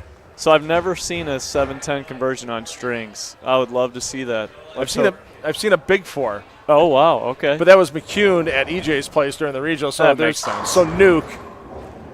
Even EJ said he's never seen it. Yeah, I didn't know it was possible. He's never done it on his machines, but he heard somebody in his center did it. Wow. A few weeks back. Yeah, I don't know if I've ever even popped a pin out of the deck. Yeah. I just don't throw it hard enough for that. I don't think I've ever done it. Yeah, I mean, literally, the 7-10 that would have gotten made. Yeah. 7-10 or the big 4 that McCune made, he would have made that even if it wasn't a string. I mean, he it was just going down either fired way. it. Yeah, he doesn't throw it slow. They're very powerful guys. I'm liking a spare here. There you go. Oh, that was close.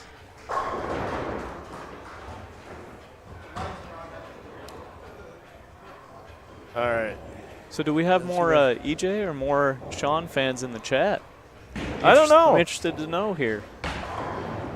Which team are we going for?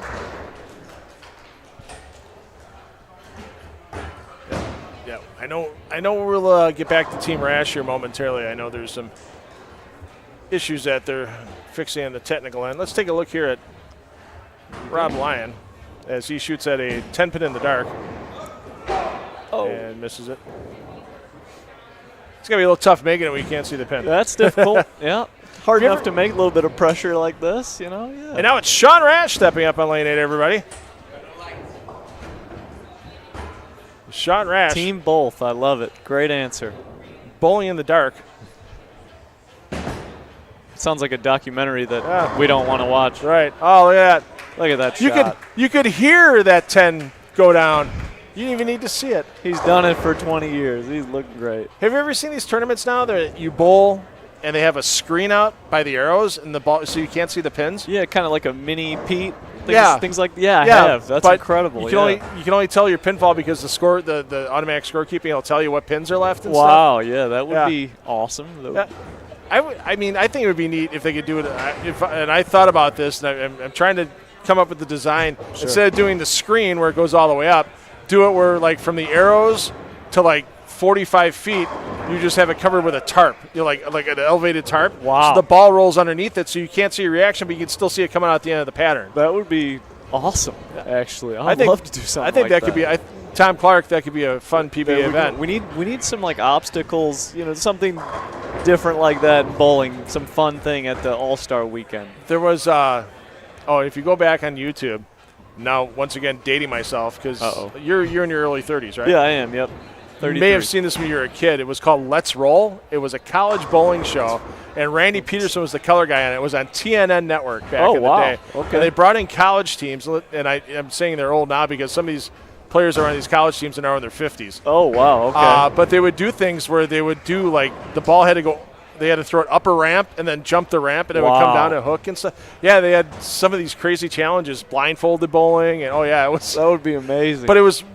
regular, like Purdue University against somebody else, and they bring these college teams just in. normal. I'm going to look this up on YouTube. I think it was called Let's Roll. If it wasn't, please somebody correct me in the chat. Yeah, I'm going to check that out. Because it was such a fun, showing the fun side of bowling. Yeah, absolutely. With these serious college players, and watching these guys I know, and I'm like going, wow. Yeah, that would be some awesome stuff to watch. I'd love to see just random obstacle things like that. That would be great. Let's roll. That will be tonight's viewing for me. I'm gonna look for that. If I'm wrong, please chat correct me because I know there was a bowling show called Let's Roll that was on national TV, and then there's something else too. Just earlier today, I was watching EJ bowl Matt Sanders for the Indiana High School Championship. The other day. 2012? I think so. Yeah, it was awesome. I watched the whole way through, and then I came across a video of EJ and Zach both bowling 300 in the same game. In youth bowling, I think Zach was 12 or 13. Oh, jeez. I was in the YouTube, the black hole of YouTube, looking at videos, just stuff to check out. That was awesome. Hey, here's EJ.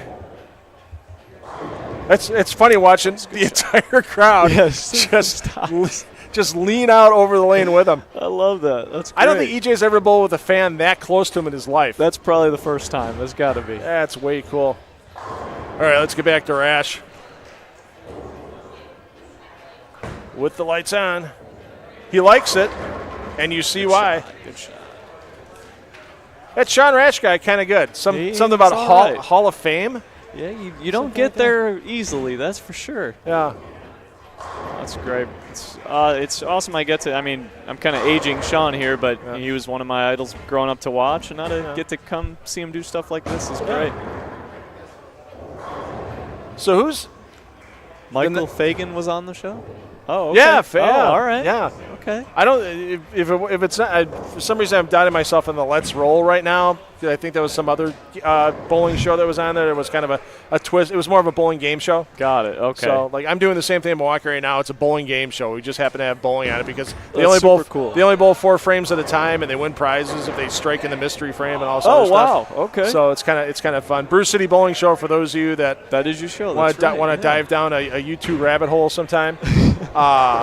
Yeah, we're actually doing a fun. That's super cool. I got to run home tomorrow. Saturday, I got to finish getting all the setup done because Sunday we're taping a special episode where we're taking 2 of the minor league baseball teams in town, the Milwaukee Milkmen and the Lake Country Dockhounds. Okay. And we're taking 5 players from each team, and they're going to bowl that 7, 8, 9, 10th frame format. Wow. And they're going to win prizes for their fans in the audience. We're calling them franchise fans. That's awesome. And it's going to be it's fun. It's a great idea. Anything can happen in 4 frames of bowling. Absolutely. Absolutely. I haven't bowled in 5 years, but in 4 frames of bowling, I could have a chance of beating you. Absolutely. 100%. 4 games? Anybody. Yeah. Not a snowball chance in hell. That's the beauty of strike ball. I was talking about strike ball with somebody, and he said his league strike ball was like $9,000, and they banned some of the better bowlers in the league from doing it. I'm like, it's one shot. Anybody has a chance of one shot. I'm going to nominate this guy coming up here, Frankie, for the best hair in the building. Look at that. That is a glorious mullet. That is phenomenal. I used to have one of those. Is that the Pete Weber circa mid-90s? Oh, I used to have one of those. I hate to say it. I had that with the Zubaz pants. Oh, okay. Wow. Oh, all right. Yeah. That's a good look. I'm not sure about the deck light on lane 8. Yeah, I'm not sure. They're LEDs, so it's weird why it's not. Yeah.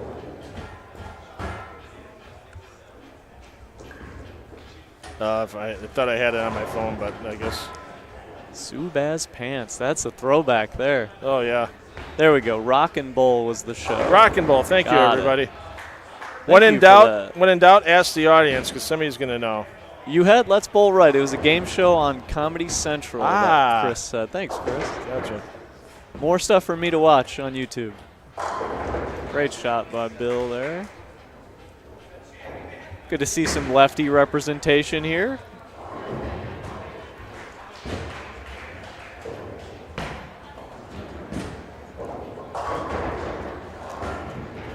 Go Sean up on the lane A. Oh.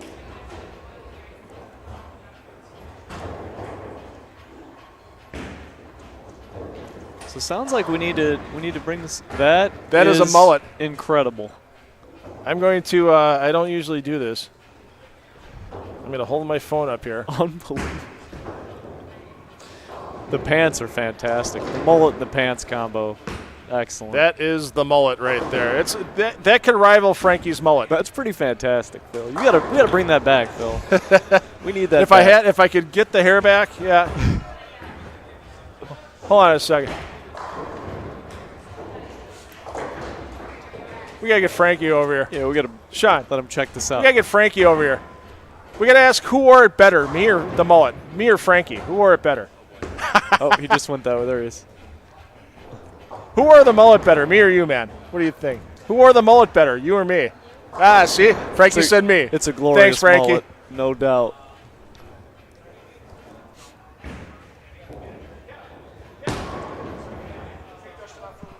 Okay, sounds good. Sorry, you're getting the heave-ho That's for now. all good. Thank you for having me. I But no, appreciate man, it. it's Thanks a blast. lot. Always like getting a chance to talk to you in the booth and sharing the knowledge with the fans, and it's a great time. So Love it. Appreciate Thanks a it. lot, Thanks, Phil. Justin. Appreciate it. All right, we'll give you a little ambient sounds and beautiful sights of Bowler IQ. We'll have another couple of guests for you in a minute.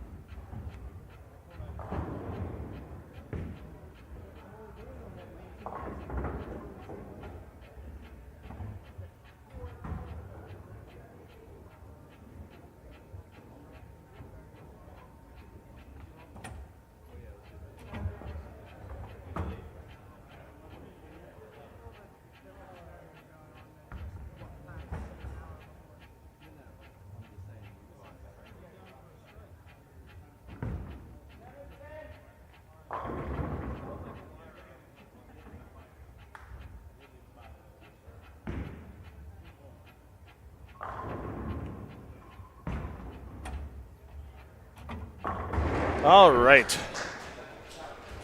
Let's see in the chat what I've missed. Yeah, Chris, thanks for the information, Chris Mercaldo.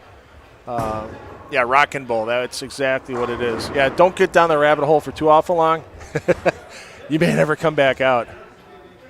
So appreciate everybody watching tonight. Share with your friends, even if they can't watch live now. This will be archived on the JoPo Grips YouTube channel. I'll tell you what, the YouTube channel might be a little sparse right now, but I guarantee you, Jerry Penza, JP, Jerry the Second, and the entire family, it's going to be loaded up with a lot more information coming up over the summer. So if you haven't hit that subscribe button yet, hit the subscribe button, stay on the JoPo YouTube channel, and you'll be able to see the latest and greatest things when they are announced by JoPo. Like Jerry Penza said, there's some things in the pipeline. They can't reveal them quite yet, but you can be some of the first to know, and the only way you're going to be able to do that is on the PBA YouTube channel.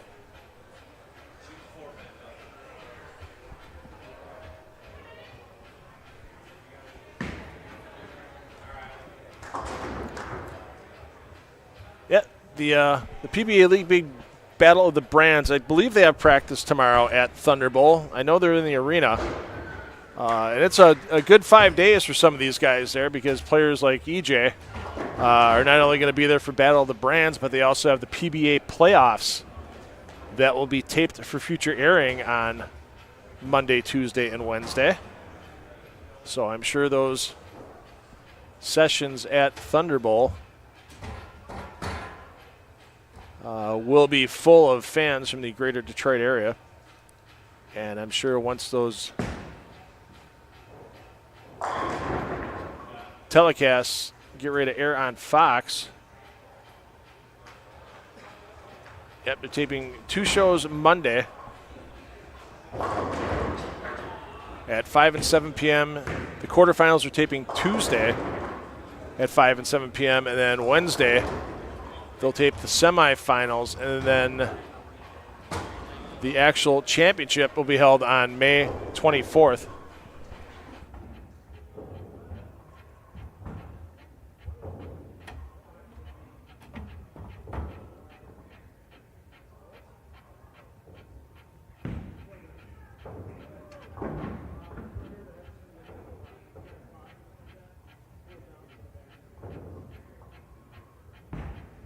All right.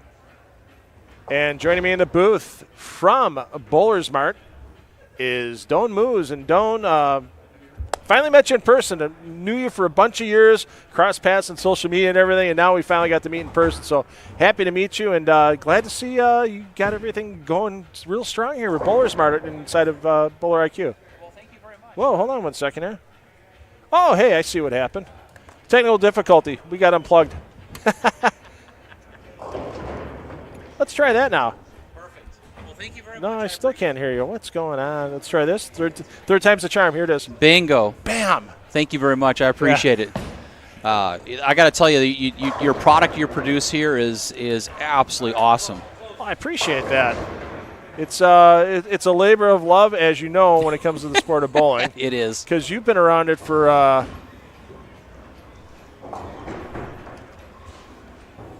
you've been around for a long time. And give everybody just a little 30-second background on who you are and how long you've been in this sport.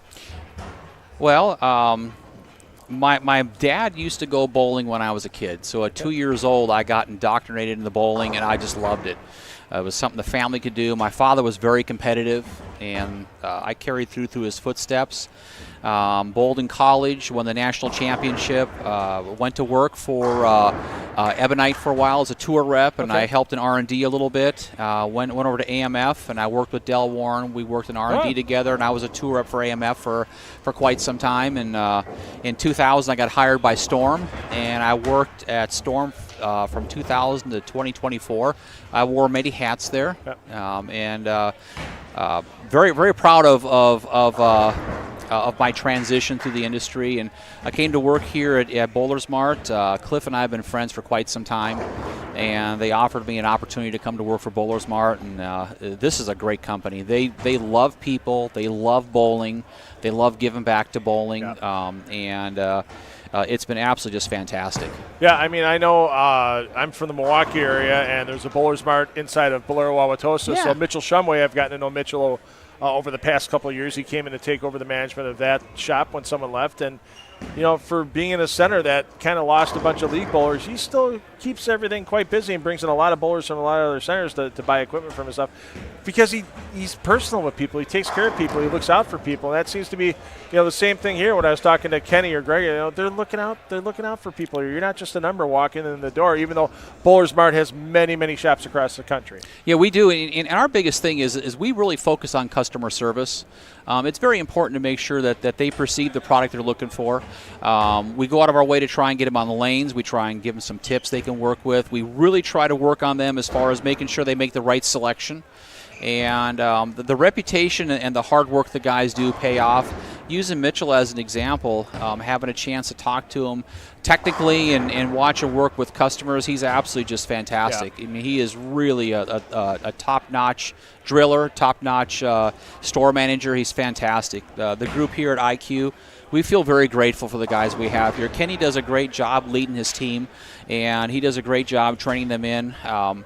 As far as employees we look at, we'd like to focus on people that are a little more customer service orientated. The reason why, I learned how to drill balls, and anybody can learn how to drill a ball. But to have that will to really want to try and take care of people, to make sure they're serviced properly, so when they leave out of here, they feel like they're leaving with the product they're looking for and the experience they want. That's very important to us. Yeah. And then, having a facility, this is where, I know Mitchell, he's inside of Brylow, Wauwatosa, so he can walk out and get somebody on lanes to try a new piece of equipment as soon as it's done being drilled for them, and he can make the subtle adjustments if you got to sand out a bit of a thumb hole or that kind of thing.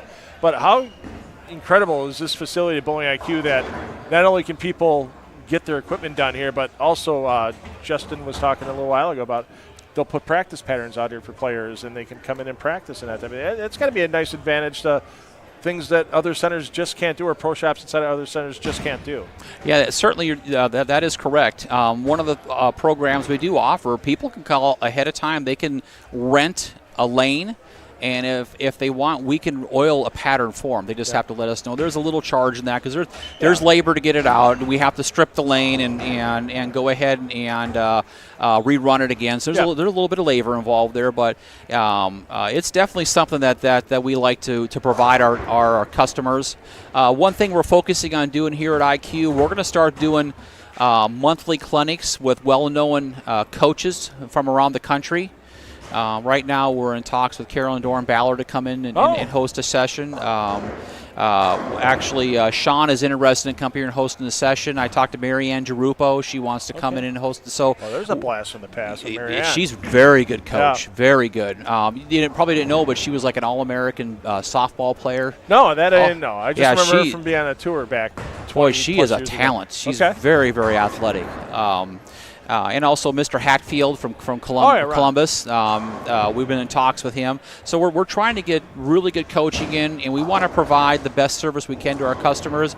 Every coach sees something a little bit different, and to go ahead and experience that coach's knowledge is important, and it helps grow the sport, and it helps grow the industry and the tours, and so it's really a good move in the right direction. Yeah, and there's some years of being a tour rep. Sometimes the ball isn't exactly the next part of the equation. Sometimes it's some things out of whack physically, and getting it back into place is going to be a lot better than getting a ball.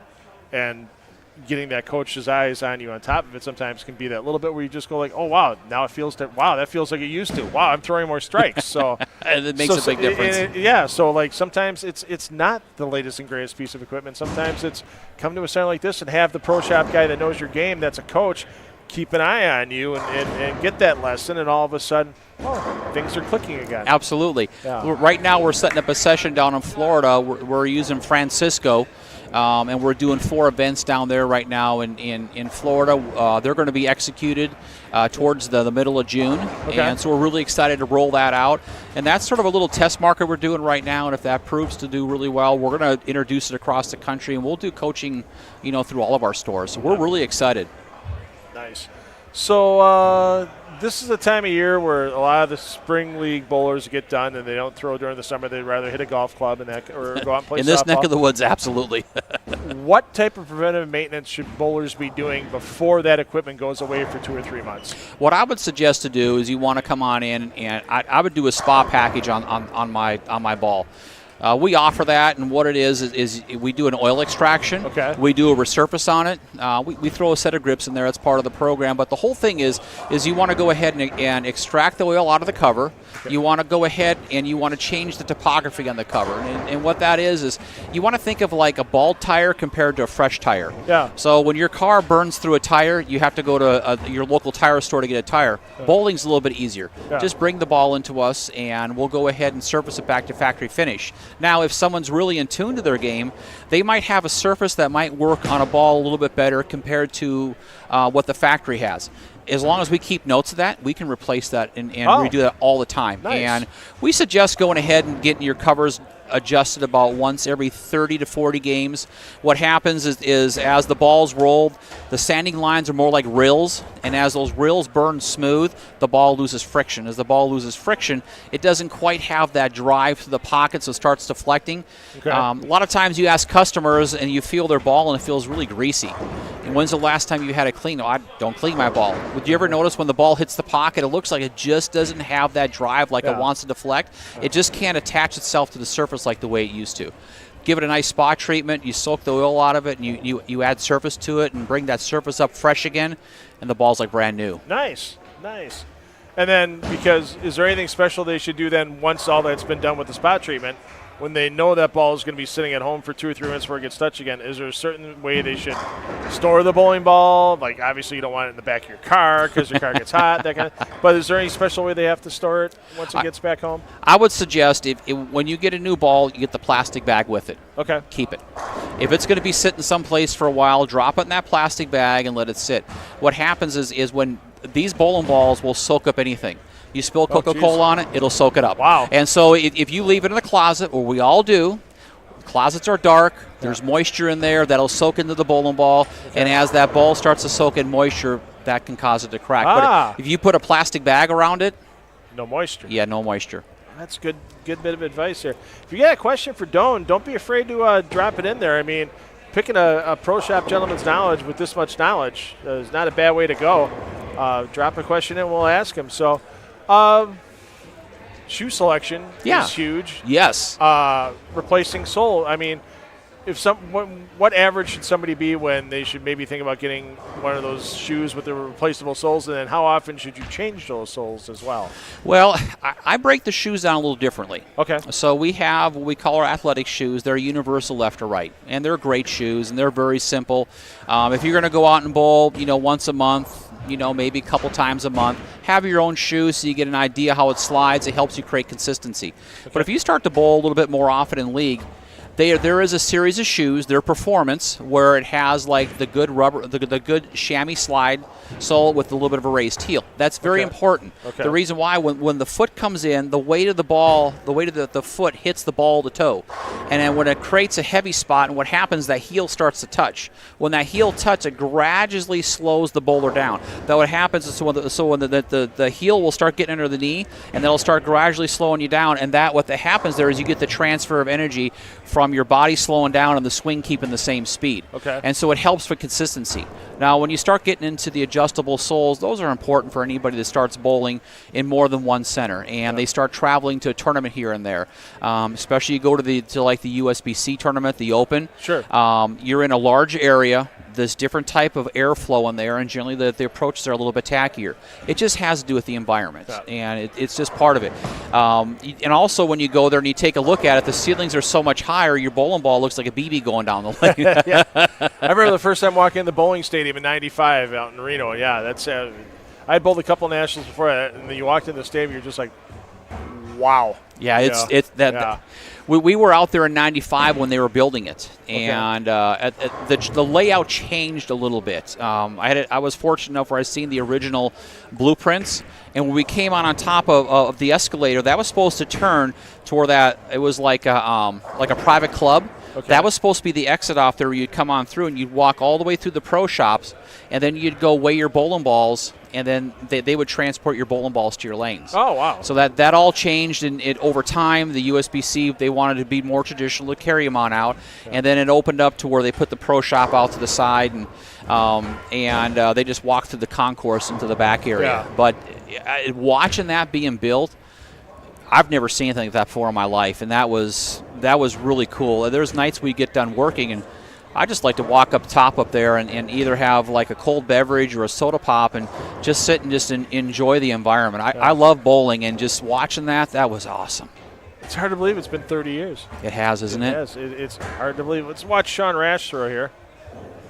What's that ball he's got in his hand? Zen something or other it look like? I think it's a Zen 25. Zen 25. So he's throwing the same thing that the bowlers that are on his team were awarded for being for signing up tonight for being part of Team Rash. So Characteristics of that ball. I see it's got a shiny cover stock, so something tells me people that bowl on house conditions will probably like a ball like that. Yeah, that'll pounce a little bit. So how pearlization works, when you pearlize something, it stiffens the cover, so it makes your footprint smaller. Okay. When it's solid, it creates a wider footprint, and there's different things that can take place in the cover to enhance or decrease that. Yeah. But when you look at a hybrid like that, you got the cover stock itself is sort of like a little bit more narrow, so it gets the ball through the front part of the lane, and as the ball gets into the back end, it starts to heat. That cover starts to heat up, it starts to expand. That's how it creates that strong motion. Okay. To where a solid bowling ball, when it comes off your hand, when that cover starts to heat up, it gradually creates that wider footprint. Now, we're looking at microscopic. You know, it's very little, but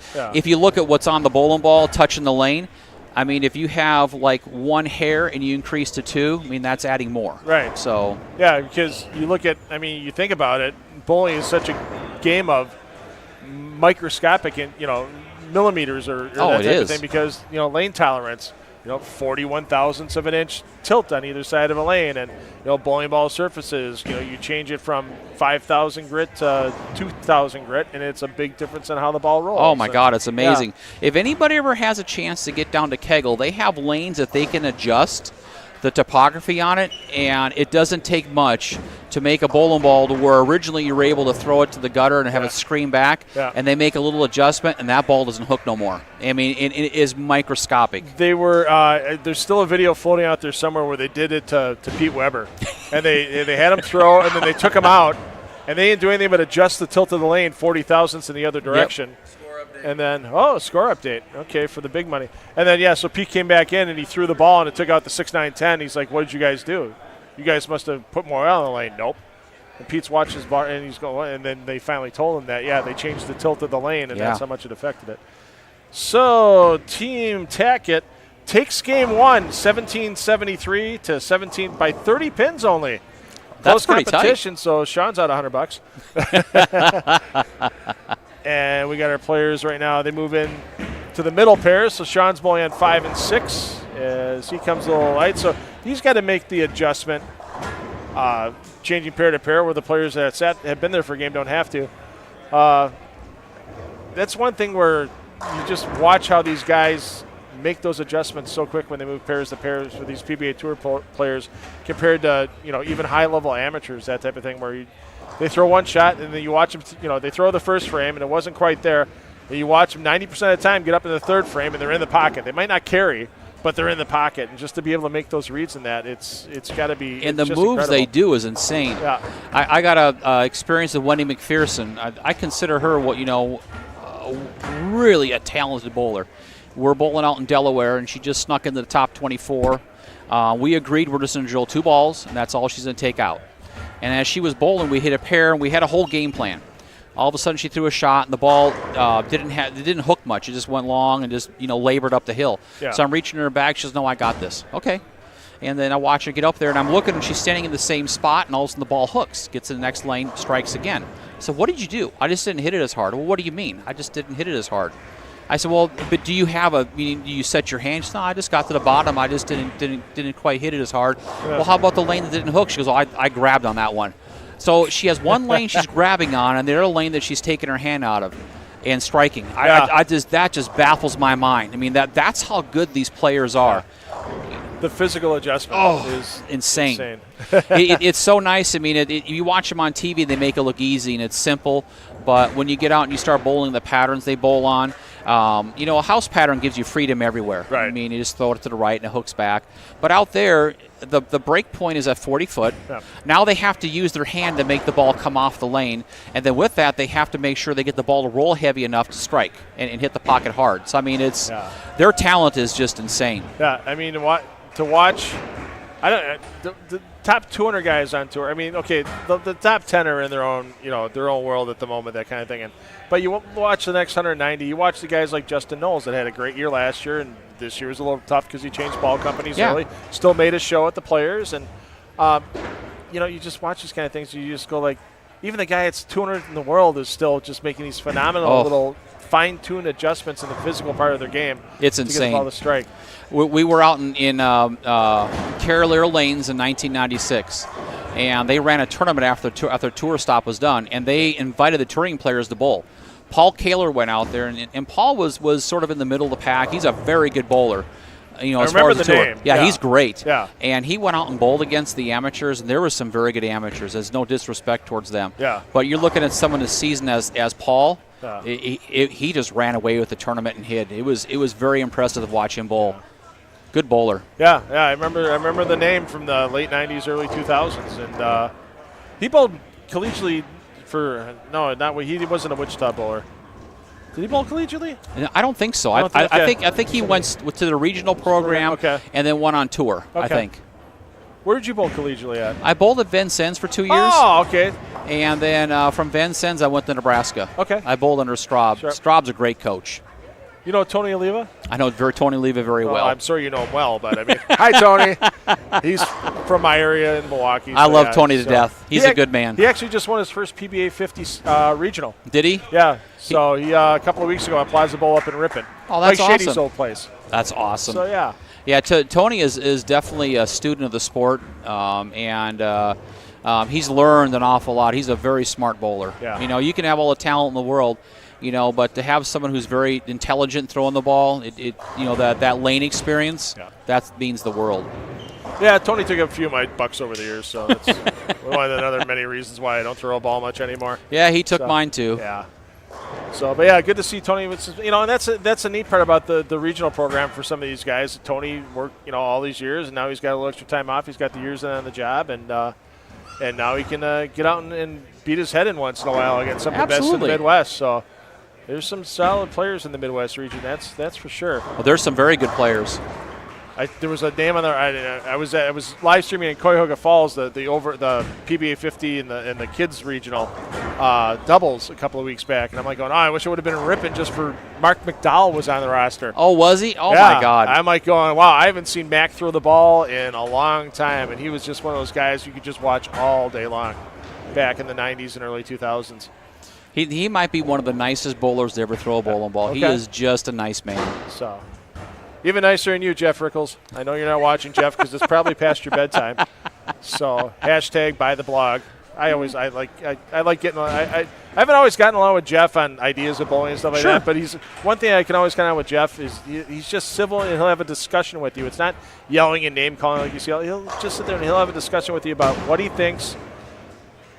Look at your viewpoint, give you reasons, yes or no, that kind of thing. And it's just one of those. If there were more people like Jeff and Mark in bowling, the sport would be a much better place to discuss. Because sometimes you can see people that don't have the knowledge trying to discuss the game, and then it just evolves into a shouting match. And I've never been a fan of that. I believe there's a great way to have a nice quiet debate. Yeah. And sit and talk theory. Yeah. If golf was so easy, there wouldn't be multiple golf coaches, and you wouldn't have Tiger Woods going to different coaches to try and pick up their knowledge. Yeah. And so in my eyes, there's no really right and wrong way. I've had a chance to watch a lot of coaches, and everybody has their theories, and there's some of these theories that are rock solid and makes total sense, and they're able to get that message across. We need more guys like Jeff because he puts good content out there and it's educational. He does a great job for the sport. Yeah, and he looks at all levels. It's not just the PBA Tour or the PWBA Tour. He'll let you know what's going on in the amateur ranks, and if he hears something, he verifies the information before. He certainly does. He gets back there, and I missed something really good on a light hit on lane 2. I don't know what happened. So there's a rousing something. Yeah, it was like a mixer or something like that. Even EJ went over and gave him a high five. So I'll tell you, they can say what they want about string machines. My experience watching, if you don't hit the pocket, you don't strike. Right. I mean, you got to hit them flush. Yeah. And watching EJ in his own center, I was lucky enough to cover the regionals last year. He finished second to Kyle Troop in his center. Then wow, as soon as we say that, EJ gets the 10 to take out the 9 on a high hit. Okay. But, for somebody that's at the top level of the sport in their bowling center to go with the string pins because they know that's the way the sport needs to go in order to stay alive, you got to listen to that man's opinion. Absolutely. Absolutely. Eventually, I believe, and this is, I'm just looking at the big picture, I see more bowling going this way. Yeah. Your mechanics now becomes your your building facility manager. Right. They work on more things than just pin spotters, and they'll spend a little more time on the lanes, on the approaches, and other parts of the facility itself. Yeah. And with these, I mean, insurance-wise for bowling centers is really expensive. This isn't the big heavy machinery. It'll help with that, and also electrical costs. Yeah. This works on a little 110 motor. Yeah, where, I saw that. If you look at the big Brunswicks, that they're massive. Right. I mean, you get a Brunswick A2 that's 243 phase. That you're sucking through more power in that in 30 seconds than you suck through one of these pin setters in a week. Absolutely. The strings. Yeah. I mean, it's insane. It is. It is. One thing I'd like to just maybe brag about Bowlers Mart a little bit. One thing that we're really focusing on doing is we really want to grow the sport of bowling. Right. And so we're trying to put together events and trying to attract the non-contemporary bowlers, the average bowler, the once-a-week bowler, maybe once-a-month bowler. We're trying to get them to get into our sport. We're looking if we can go ahead and provide a nice service for them where they get a good ball bag, shoe package. Yeah, I saw you got it posted quite a few places over on the ball rack. It's like, hey, if you're just starting out, this is the way to do it. Here's your bag, here's your shoes, here's your ball. Bam, all in one package. And then they're set to walk out the door. Yeah, we're looking at if we can provide that, we can get more people interested in bowling, and then hopefully we can get some of them interested in the sport. Oh, we got a front nine. Oh, that's awesome. 1 and 2. They're Matt on the.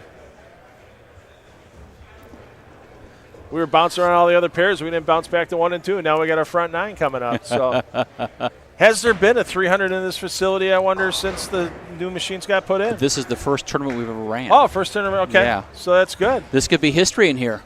We'll have to get that man. Well, let's see. Bayside gives them a brick. If they shoot 300 there, because EJ's got a brick there. It's got Squirrel on it for his nickname. So, because he's always got the nut. That's his nickname. Boy, he throws it good. Yeah. So we got Squirrel. I'm trying to figure out. You could. Yeah, where could you put like a little memorial for somebody in the building? I'm not sure. I'm not sure either. Cliff is here. I'm sure we could figure something out quickly. Yeah. Well, we got a couple of shots away here to find out as our birthday gentleman, Brian, comes up a little high. That kid's averaging 190 after a couple of years. That's pretty darn good. He's putting the work in to get better. It's not easy to get that good that fast nowadays. No. If you sit and think about it, they have YouTube to study. Yeah. The information is all over out there, and there is some very good information. Yeah. Meanwhile, for me to get to 190 and doing that, I had to bowl like every day, 6 games a day for an entire summer and a quarter a game back in the day. That's what I did to get better. Oh, Brian, that's what I did to get better. You and me both. Yeah. I remember going in and working on lanes and just doing grunt work to go ahead and get a couple free games a day. Here we go. When's the last time you bowled on wood lanes? Somebody posed that question to Justin earlier. So last time I bowled on wood lanes, we bowled the Derby in Louisville, and I think it was like 2017. Okay. I kid you not. When I'm warming up, I'm watching the ball roll, and it's like I took a DeLorean and drove back 30 years. It's like my mind woke up again. It's like I recognize this. Yeah. Oh, I had a very nice weekend. All right, Matt Wallace hugging the ball return here on lane 2 on the front 8, looking for 9th in a row for Team Tackett. Tell you what, EJ Tackett's his biggest cheerleader right now. Watching him. Oh, look at that! Crushes it. Calm as a cucumber. Should we go over there and stick a microphone out in front of his face and interview him? Hey, how's it feel on the front nine? No, we won't do that to him. Do want to talk to him when he's done, though. If he gets. Yeah, Sean's not a fan right now. Yeah. Yeah, Sean's bankroll's getting a little smaller right now. Yeah, it is. Oh, that's too funny. So we'll stick on this spare coming through, and yeah, we give him a cabinet door for where we got all the food and everything over there. Or put Matt's name in a cabinet door. That could work. 300. So you get a door at Bowler IQ. So it's neat to see all the different ways that centers are changing up awarding 300 games to their brothers. They kind of started with Bayside for one of them. I know the other one, our good friend Lenny Borsch that we know together. And love Lenny. And his center, when he had the pro shop inside of Castle Lanes before he retired, Castle Lanes, we got 300. They had a ceiling tile they paint, and Lenny's got about a dozen of the ceiling tiles. above that 24-lane center. Phil Lanka was the owner then. Yep. Awesome. Yeah, I actually, the owner now, Dan Gannott, owns a couple of centers in Milwaukee as well. He does. Dan does. He hosts some of our Brew City bowling shows. He's actually hosting a taping in about a week and a half for us at South Shore Bowl. So Fantastic. yeah. So he didn't change a thing after Phil left. He goes, "Why would I change a good thing?" It makes sense. I mean, Phil has built a legacy there, and I mean everything that he does is definitely unique, and he's smart. I enjoyed making sales calls with Lenny, just to, him and Phil get together. It was just fun listening to them. Yeah, Both are just so knowledgeable. Yeah, when I first started getting bowling on TV in 2007 in Milwaukee, on Time Warner Cable Sports Channel, Phil was one of our biggest cheerleaders right away. He goes, "What do you need?" "Oh, I need a center. I need a break online." "Yeah, whatever. You got it. Bring the kids in. Make sure you do stuff with the kids." "Oh, yeah, we'll bring." And the number of good youth players that have come out of that center. Oh, my God. Forever. I mean, the former national amateur champion with Stephanie Schwartz and Ryan Zagar and David Schwartz, and even to this day, so many kids going to college out of that great youth program at Castle Lanes. That's one thing Phil always made sure of, is that those kids were taken care of. Oh, yeah, quite well. And he is very proud of that fact. I mean, if you ask him about his accomplishments in the center, the things he's accomplished, he brings those young names up, and he's very proud of his youth program. All the high school championships they had back in the day for Racine Case and Racine Park, and for the teams they hosted. Yeah, Phil absolutely loved that. Here we go. He's Doan. I'm Phil. There's Matt. Matt's got the front 9. First 300 we're looking for here at Bowler IQ, since these pin setters were put in a few months back. And to be able to do it under the pressure, the watchful eye of one E.J. Tackett and Sean Rash is going to add a little something special if he can punch all 3 here in the 10th. Trying to see, he was up there for a second, and then he's waiting for Brian to finish. Okay, Brian must have. Oh, Brian grabbed a different ball, so ball change for Brian here. There you go. A couple of good scorers on this pair here. 223 for, I think that's Will.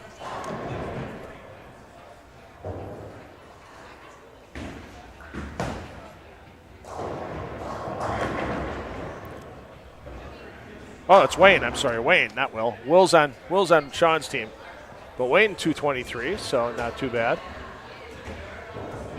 Brian's up right now on lane 4. I've known him. He's from Terre Haute, Indiana. Tomahawk that 7 down. He owns a pro shop there. Very knowledgeable man. Great bowler. I told him, I said before when I walked by, I said, even as a Milwaukee Brewers fan, I have to respect the Harry Carey tattoo that was on his right calf.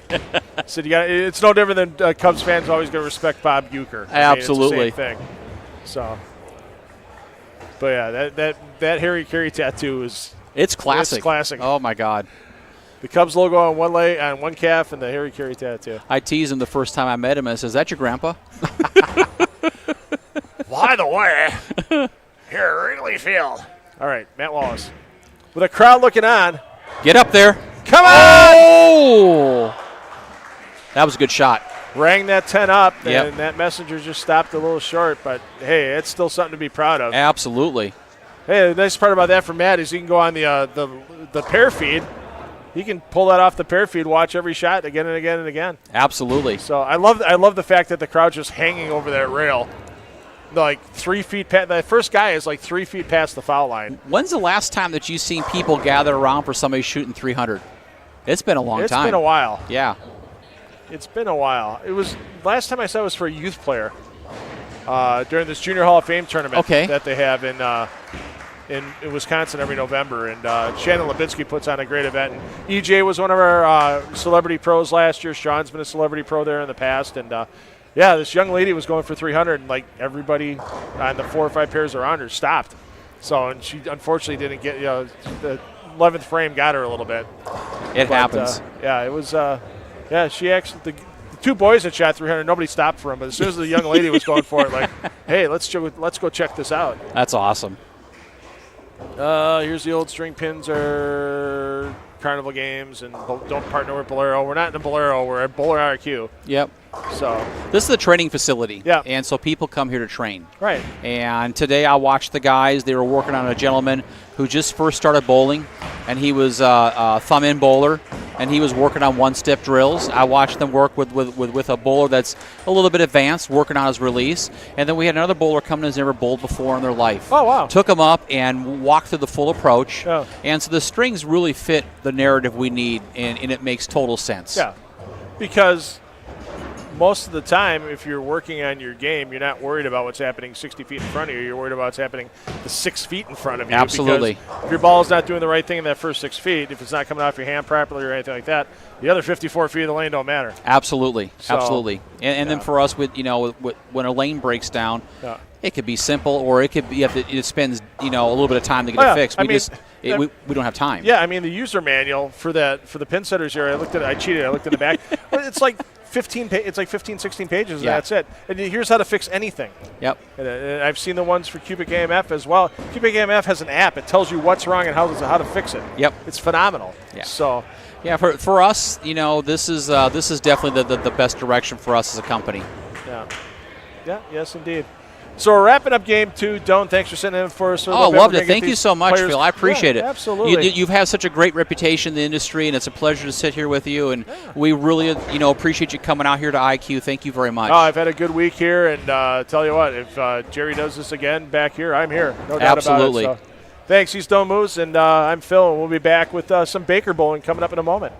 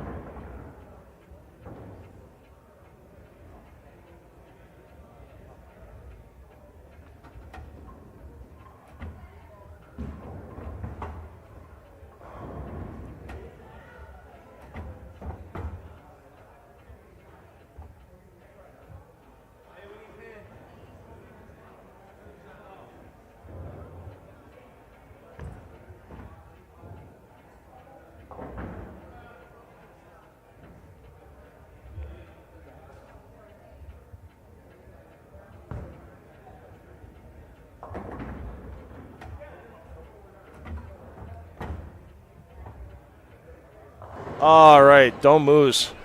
Thanks, Doan. Yeah, honestly, I crossed paths with Doan and had some conversations with him on social media over the years. He was a Midwest sales rep for Storm for 20 years. Never was in the same place at the same time he was.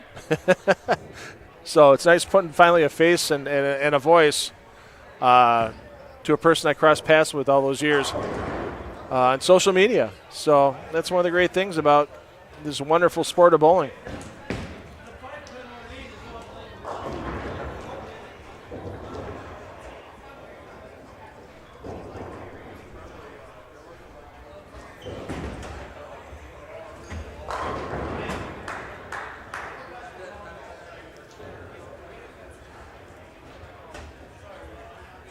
So we're finishing up the second of 2 games. Team Tackett in the clubhouse already. We're waiting for Team Rash to finish. And then we will begin a 2-game total pin Baker match on lanes 2 and 3. So the format of that match is going to be our team captains, EJ Tackett and Sean Rash, will bowl the first frame and the 10th frame each game. And they will set the lineup for the other 8 players to bowl 1 frame during that game. And that's where I think the big money is going to be on the line. We already know that Sean and his team lost the side bet game 1. I know it cost Sean a little bit of money. I know it cost his team a point. We'll see what the totals are here in game 2 with that great game we just saw by Matt Wallace. Something tells me Team Tackett's going to take game 2, so that's a 2-0 lead with that team total. But that Baker match, using the Jimmy Fallon scoring system, that 2-game total pin match worth 1,000 points. So whoever wins that 2-game total pin Baker match is going to take home the championship autograph pin trophies and the pride knowing you were part of a winning team here at Bowler IQ.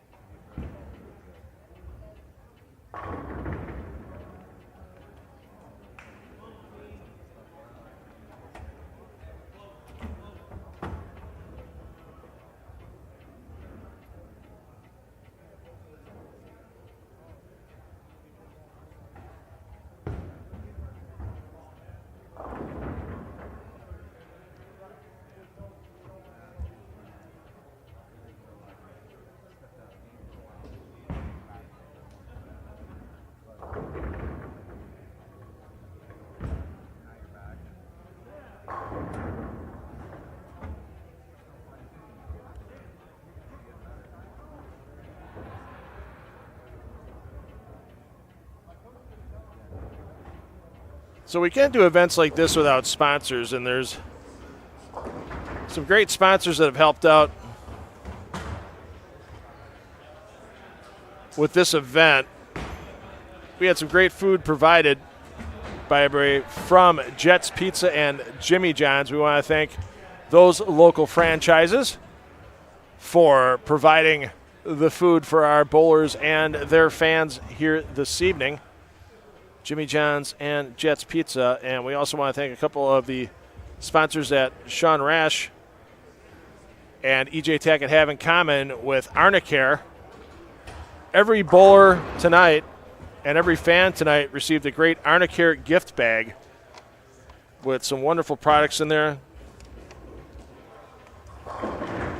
There's Arnicare for the minor aches and pains. There's a couple of packs of arthritis cream in here.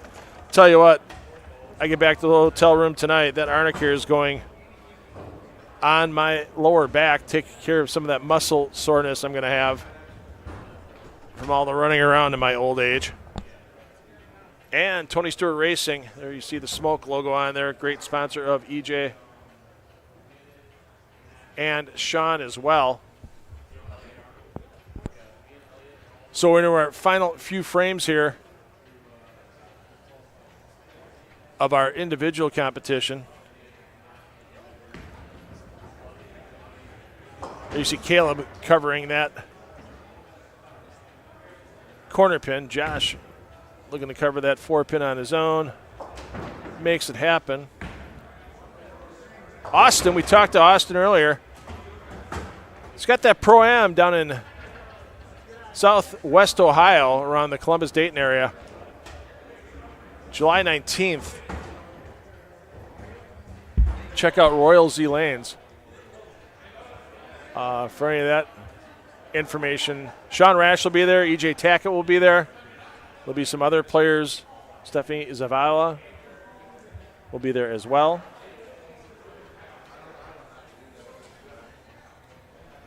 Let's see what Sean Rash can do here. Unfortunately, those scoreboards on the screen right now are not correct. As Sean leaves the 4-pin, and something tells me Sean's wallet's going to be opening up a little bit more to EJ Tackett at the end of this game. We'll have to see if Sean pulls the Al Cervic at the end of the individual games and goes for the double or nothing on the Baker match. Hey, Judge. Double or nothing, he makes the putt.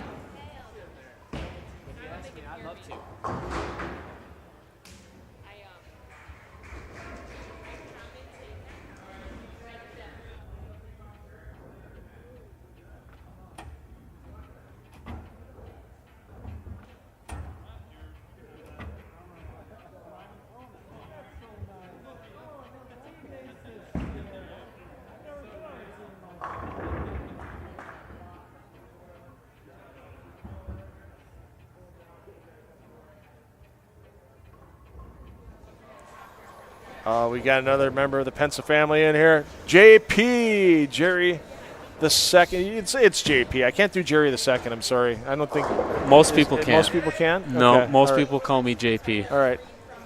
Yes, So, sir. I found out something very important when your father had the microphone earlier this evening. What's that? Don't let him pin it under his shirt because that beard just rubs Oh, on it. That's the first time ever in all my time of broadcasting I've ever had to worry about somebody's beard interfering with the microphone. Yeah, no. And Instead of fear of the fro, it's fear of the beard. It's fear of the beard. Yeah. So no doubt about it. I'm waiting for the JoPo logo with the Christmas, like the Christmas beard, like a Santa beard on it. That'd We're be pretty thinking good. about it. You could do We're a hat. thinking Yeah, about it. there we go. You know, it's definitely some good apparel ideas. Yeah, that could be a great Christmas item. You know, here's the JoPo Christmas logo, the hat and the beard Right. on the bottom of the bowling ball on each of the O's. It's a beautiful thing. Justin had a great idea before, and he gets all the money for this idea. I'm going to present it for you, and here we go. I think I heard this one. So, well, JoPo used to just come with grips in just black. Now there's many colors to go with the grips. So, like EJ Tackett, like Sean Rash, we know like his grip coordination would be like if we wanted to have like, let's say the yellow finger grips and a black thumb grip to go with his Wichita State colors. Or Justin wanted to have green and orange for his University of Miami fandom. So you should be packaging up like specific bowler color packets, like the Sean Rash. Here's the Sean Rash thumb and finger insert package, and here's the Justin Nolles, and then Justin gets all the royalties though. Screw Sean, he doesn't anymore. No, EJ, Justin gets everything. But Justin We're gets like 10%. I think Yeah. if you did, nobody's ever done that before. Hey, you No. want your bowling ball to look like Sean Rash's bowling? Here's the yellow finger lifts and the black thumb grip or something. No, absolutely. There we go. You know what's even funny about that? EJ, we went out to dinner with him last night, and he brought up the same thing. Oh, did he? As crazy as that might Wow. be. So Justin might not be the OG for the different. You're not the OG for that. I don't know. He might have stole the idea. But, yeah, like the EJ gray and blue. Right. You know, that's his typical colors. Yeah. Obviously, Sean Rash is gold and black. Yeah. You got to match his And they could shoes have- too, right? If you've Yeah. seen those. I don't know if anybody has seen Sean Rash's shoes, but he has his Wichita State logos on them. Yeah, he had a custom. He said the gentleman that does a lot of helmets for NASCAR. Oh. And I did not know NHRA. that. He got connected through Tony Stewart Racing because Smoke's one of his sponsors. Right. And and so he got hooked up with that. It took a couple of months to get it all set, but Yeah, they're pristine. But, yeah, no, going back to the colored grips, obviously, you know, having the Twisted Series being one of our main attractions that we have for our bowlers. Yeah. Having the matching grips to go with it. I think that's a sick idea, Phil. Yeah. I think it's a sick idea. So there we go. Yeah, I tried getting some. How did that fall for Sean? All right. That's that Hall of Famer I carry, guess so. right? Is I that guess what we so. call it nowadays now? You have to now. You have to. I think it's official. So who's your pick for the Baker games? You gotta take a pick here. I got an idea here. What's that? I think Sean Rash's team. I think they're playing possum right now. I think they slowed the pace down a little bit. They want to get under the other, irritate the other team a little bit, and then when it gets to the Baker matches, just all of a sudden, hey, look what we found. Baker's is where it's at. Bowling college. Obviously we bowled our single games, and then shout out all to you, by the way, Lawrence Tech University, my alma mater. Okay. They've been doing great ever since I left there, so I guess it wasn't really me that did anything, but no, Baker's is where it's at. Yeah. That, I believe, wins championships. You know, when all 5 guys, in this case all 8, can work together to score together, that's where winners come out. Yeah, I believe 100%. I think this is the last ball of the regular part of the format. So, and, you know, even though EJ's team, it's down in lanes 2 and 3, so none of Sean's team got the bowl on those lanes. So maybe it is advantage EJ? I don't know. I just thought about that. I'm like, yeah, are they going to get practice, you know, are they just going right into the Bakers, or are they going to get practice? Maybe a small break, maybe some practice. Maybe you Okay. might as well get them warmed up to the lane. I mean, I don't know. Yeah. I would say it's a slight advantage in Yeah. EJ's favor when it comes to the Bakers so far. So, yeah, we'll see how it comes out because, yeah, two different pairs. Yeah. Well, I guess in this case. And just had to stone the 8-10 for the last ball there. All right, I said it. I got one dig on each of the guys tonight. I started with EJ when he left the 10 pin. I'm ending with Sean Rash on an 8-10. Yeah, So. you can't blame the string pins for that one. I think that was just a lack of rotation at the bottom there. That ball was so sick. There's a pile of puke in front of the 8 pin. That's exactly what it is. You got to wipe that up before we leave here tonight. Yep. All right, we're going to total the scores. We're going to have a little bit of a break here. JP, you guys have really put together an extravagant event for everybody tonight. I mean, looking at the jerseys you got to order for everybody, the bowling balls you had to order, getting the logistics done, getting all the food. Once again, you know, for the food, we got to thank our friends. We got to thank our friends at Jimmy John's. We got to thank our friends at Jets Pizza. So no, those are definitely the good part of the night. I feel like so far was the Jimmy John's and Jets. By how many pins we got? 14 pins. Team Tackett takes 2 games. Wow. They took the first game by 30. Team Rash tried making the comeback, even with Matt shooting 279. But Can't get they any fall closer, really. Fall a little short, 36.07 and 35.94. As Sean with the trick shot at Let's the see. 8-10. And just misses it. So I don't know. I think we got to count that at 0 now, don't we? Isn't that what it is? Yeah, he made I live streamed a tournament back in January in Northern Illinois, the King Classic, and Sean in the stepladder left the big 4. 8th frame, he knew the match was done, and 1 ball in each hand. Makes him made it. Yeah, left hand crossed over into the 6-10, right hand hooked into the 4-7. It was incredible. I mean, I think only Hall of Famers are allowed to do that nowadays. Right. But all right, Sean's making some announcements here. We're going to end the talking between me and JP for a few minutes, but we'll drag you back in a little while. Let's check in on what Sean's got to say here.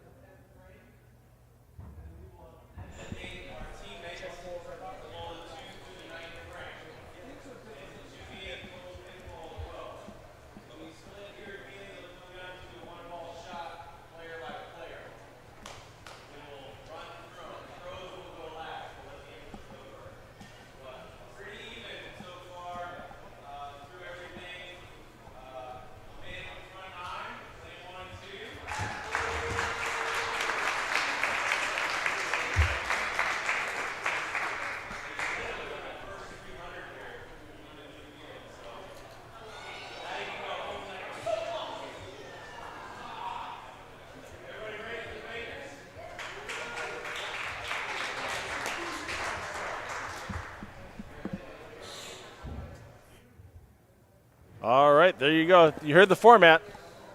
2 games. If they tie it 1 game apiece, it's a single ball roll off to break the tie.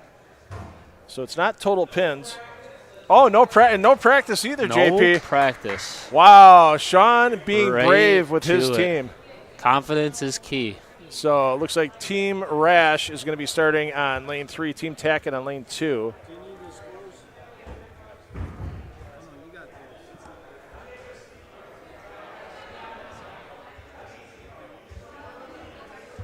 And we'll be underway momentarily with our Baker. No, I think this is going to be, pretty crazy to finish it off.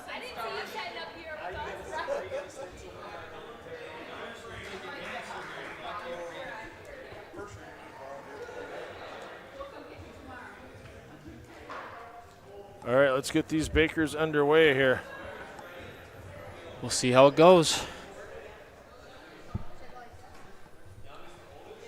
Tackett starting things off for his team. Of course he starts with 10 back. Typical EJ. Sean will start for Team Rash.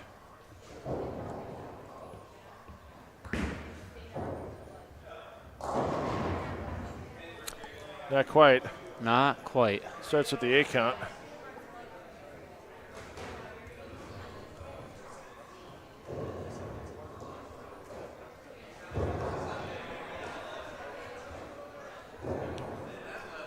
There you see the teams gathered around.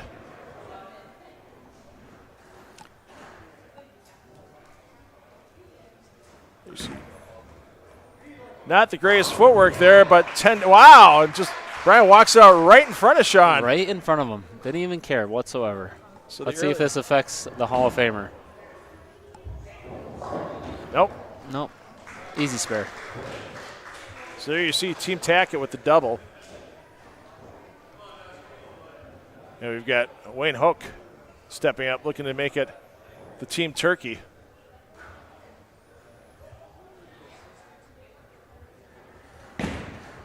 Who was the bowler that traveled the farthest to get here as we got the Team Turkey for Tackett? I believe, I don't know if he's participating, but the furthest person was from Alaska. Okay. Participating, I think it's Florida. Okay. I'm pretty sure. Yeah. Yeah, it's just amazing. California, Ohio, Canada, Florida, Texas, and a little slow there for Josh. Now let's see what Christopher can do here. Perskevich down the lane, and the big split, but he's got a little bit of a cushion with his team. Let's see what Josh can do here in the second frame. 9-pin tap. Team Rash still looking at the same score.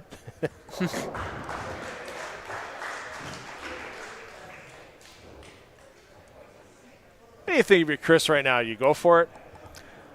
I mean, you might as well, right? Yeah, I mean, you might. I mean, this is neck and neck. You have to go for it. I think every time. All right, let's see what Christopher can do. Hey, it's close. got a chance. Come on. Oh, shooter. Almost had a shooter. Austin Smith off the port side. Looking to get Team Rash right back in this. Needs help. 6 goes. Oh, with the late trip. How did that 8 go? I don't know. My goodness. Someone's behind there using a stick. Owen Williams. Nice toss to get Team Tackett back on track. Interesting format because usually I'm used to looking at a 5-man rotation going through. This is a 9-man rotation. 9-man rotation. So it's interesting. I don't think it's ever been done. No, I don't think so either, and especially with your Pro Bowl in the 1st and the 10th and having all that time to wait in between. See what Kyle can do here. Looks all right. Does okay. Here's our birthday boy. Brian Peterson needs help. Oh, my. He brought that back from downtown Detroit. My goodness. What a toss there. What a way to celebrate your 16th birthday. You get a cake. You get it sung happy birthday by EJ Tackett and by Sean Rash and announced by Phil Brylow. Let's $2 Phil. Let's $2 Phil. Actually, that's a good question. I don't think I've ever asked you that question. How did $2 Phil come about? I go nowhere without my pile of $2 bills. So if anybody comes and asks you for $2, you have it always. I always have it on there. I always have it on me. That one a little bit high.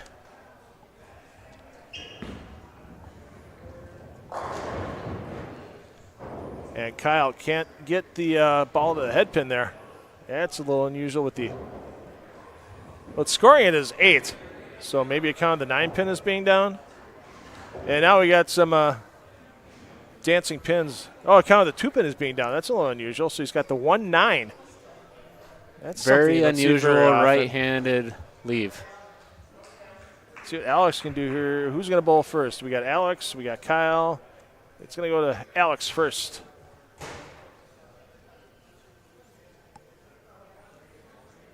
Javier's with the cover. And Kyle, that's going to hook away, and that's going to leave him with a little bit of a problem for Team Rash. They almost made the comeback to take the individual team totals down, but with the 1,000 points in this game and next on the Jimmy Fallon scoring system. It's always fun watching his games on the Tonight Show because it's like, yeah, this is worth it. We get a point, we get a point. Here's the final game for 1,000 points. You know? Yeah. Never made sense to me either. Hey, Rob, get that 10 to go, not quite. See what Byron can do here for Cruz. Team Tackett is cruising. Easy money for the lonely Canadian. Game 1. Now, each game is its own game, so the teams will move lanes on the pair. If they tie at 1 game apiece, then it's going to be a single ball roll-off by whoever's designated by the captain for the autographed trophy pins for this evening's winners. Good job. And that was it took away the pin, so gotcha. It gave him the. It was a very unique attempt there at that strike. Yeah.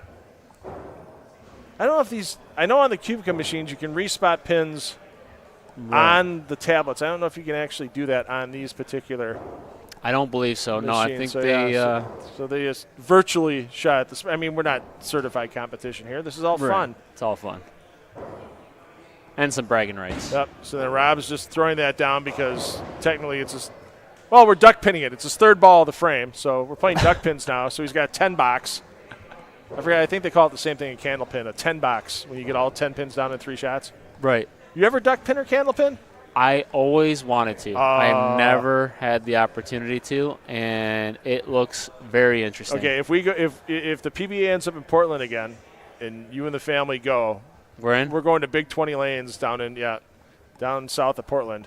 I'm all in for it. And we're going to try to break 100 on candlepin. Isn't it like nearly impossible? If you average 125 in candlepin, you're like a pro. I mean, yeah, seriously, it's that tough. It's way different. Yeah, you can hook the ball through a candlepin rack and not touch a pin. That's why you watch everybody throw it straight. Matt Wallace coming off his 279 on this lane, and you can see why he shot 279 with the front 9. And boy, Team Tackett fully in charge. Meanwhile, we got a 9.5 up there, Phil. We got a 9.5. We do. We got a Dolly Parton up there in the 5th frame. Great toss there by the best hair in the building with Frankie Katz. That mullet is extravagant, to say the least. Yeah. EJ Tackett's going to try to polish off a big game. It's going to be 1-0 advantage for Team Tackett here.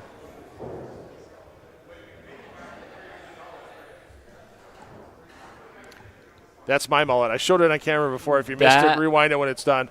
I don't know. Who beats who in that situation? It was a 50-50 split from the crowd before. Zach takes down all 10 in the 8th frame.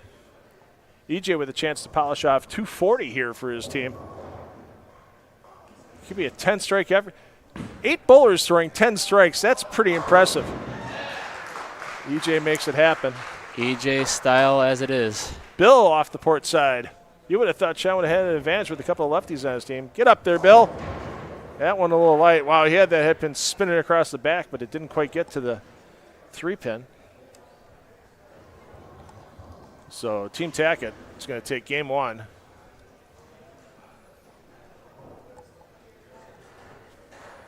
What was the highest Baker game you were part of in your college career? 300, actually. Oh, really? Do have a recording of it somewhere. I think it shows up on my Facebook memories every so often. What position were you in that on your lineup? To be honest, I probably was the 2-hole. Okay. To be honest. It's not. Hey, you still got to get up there and throw the one in the 7th to really keep it. The 2nd frame, okay, not a lot of pressure. Front 6 is coming to you. You don't want to be that guy buying lunch or dinner after it's done, having the 279 on your team. I'm sure that was a rule your team had. Yeah, we were all shaking after the front 5 when we had even a slight chance. Yeah. So Caleb with the cover, but game 1. going down. So, and they're moving some tables around for the final game. I think Sean wants a bigger crowd around EJ's team the second game of this match so they get a little intimidated. Yeah, get a little rowdy. Not too rowdy, though. So, all right, let's see what Caleb can do here. Foundation frame.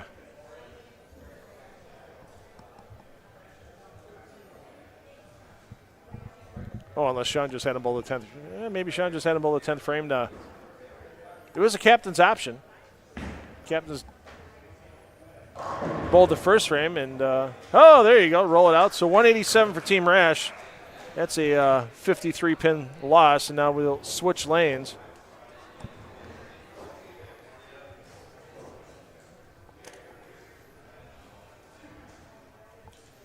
Oh, right. Oh, okay, that scoreboard wasn't right.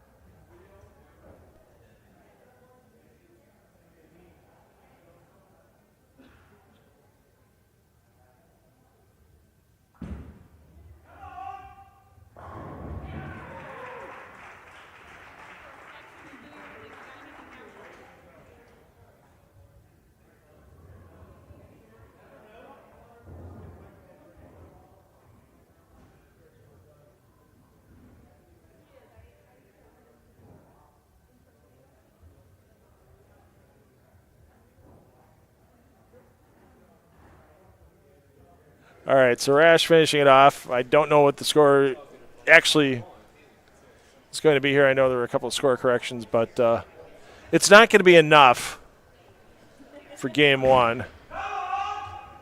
All right. Gets a couple of strikes in the 10th. Ask him what the score actually was. Yeah. We'll get the verified final score because we know that they're going to have to get rid of a couple of frames here, as that score sheet should have been advancing in the game too. But, hey, I'll tell you what. Look at the crowd here inside of Bowler IQ. I mean, fans down the walkway, fans down the wall. A lot of people watching these bowlers this evening.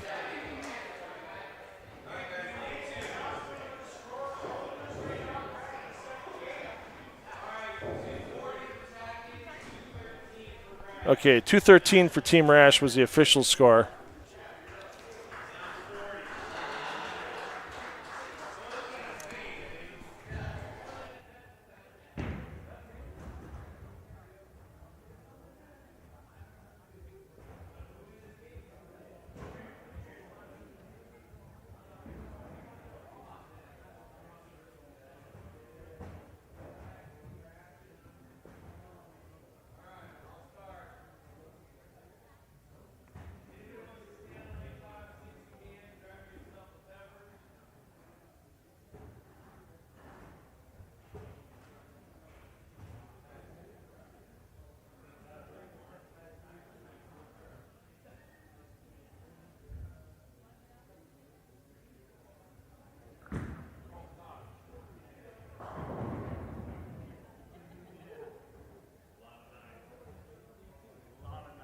So now Team Tackett is Team Rash, and Team Rash is Team Tackett on your scoreboard.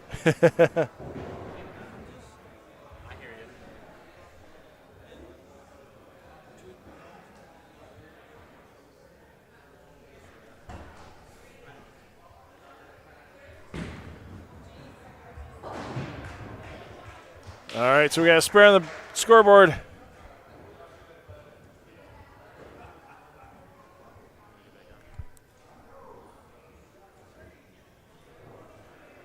For Team Rash. Let's see what EJ Tackett can do here. Coming into your living room, getting out of your living room, and the wrap 10. And the messenger that apparently looks like it has a walker attached to it is moving so slow. Somebody grease up the tennis balls in the bottom of that walker. Look, these teams are intense. I'm telling you, JP. I swear. There's You can cut the tension with a knife. They want the wins out here. Oh, get a break on the crossover. Not going to happen. Tackett on the 10-pin, looking to spare in the first. Once again, each member of this lineup throwing one frame, except for our professionals, who will be throwing the first and the 10th frames. Let's see if Josh is going to wait here or if he's going to let Brian Taylor make the toss. Oh, we have to have a proper exchange of chamois, apparently. Can't leave your chamois in the wrong lane. Cannot do that. It's just a mass of chamois right now. Hopefully they're JoPo chamois. You guys have some good-looking chamois. Thank you. Appreciate it. I saw the merchandise table. There were a lot of people stopping by at that merchandise table before, all the neat sweatshirts and everything. So, and once again, thanks for the shirts you provided me for the evening this evening. Absolutely. It's our pleasure. Yeah. They got a nice fit. And like EJ and Sean both said, it's nice to see a couple apparel makers working together with Coolwick and H5G to make things happen. That was a slow fall for Team Tackett, but take it down for Brian. And that's going to give them an early advantage here by a pin in game 2. Let's see what Rob Lynch can do here. A lot of these players using the bowling balls that were part of the package tonight. It's nice that you guys worked with Bowling IQ to make sure these players had that new equipment in their hands to use it on the lane the first time out. Truly incredible. Again, thanks to Global 900 and, of course, Motive for giving us the opportunity to drill them up. Team Tackett trying to make sure this does not go to that single ball roll-off. As Wayne gets himself a strike for his team. Let's see what Austin Smith can do here. For Rash, that looks good. Oh, pack them all down, but they find themselves down. 10 by back like they're supposed to. Christopher stepping up. Christopher, how can a 6-pin go around a 10 that fast and not have a vapor trail behind it taking it down? I feel like I asked myself that question every night at League. Oh, there's some banners getting moved around here. You guys are the hardest working people in the grip business in more ways than one. I'll tell you what. One day at a time. Tell you what, hands on making sure your players here are having the best experience from the moment they walked in the door until the moment they leave tonight. And Team Rash going, hey, we might take you to that roll-off. So Christopher shoots at the 10-pin. They will give him credit for it. Unfortunately, we can't respot individual pins when there's a pinfall error on these particular machines. So right now, Team Rash in the lead in the 5th frame with Kyle Wilkes stepping up, looking to make it the Rob Stone pork product. Will it happen? Not this time. I have to call it the Rob Stone pork product because if I actually say what it actually is for 4 in a row, I have to pay Rob Stone royalties. I was going to say, it has to have a trademark by now, right? I can't afford Rob Stone money. No, absolutely not. So, can I say it, or is that still? No, because you're not the actual. Yeah, you're not the actual production company. So yeah, say what you can say what the 4 in a row is all you want. I think it's still a 4-bagger. Oh, and Owen can't get the 4-8 the fall. Pin went right between the two. Kyle looking for the spare. Gets the cover.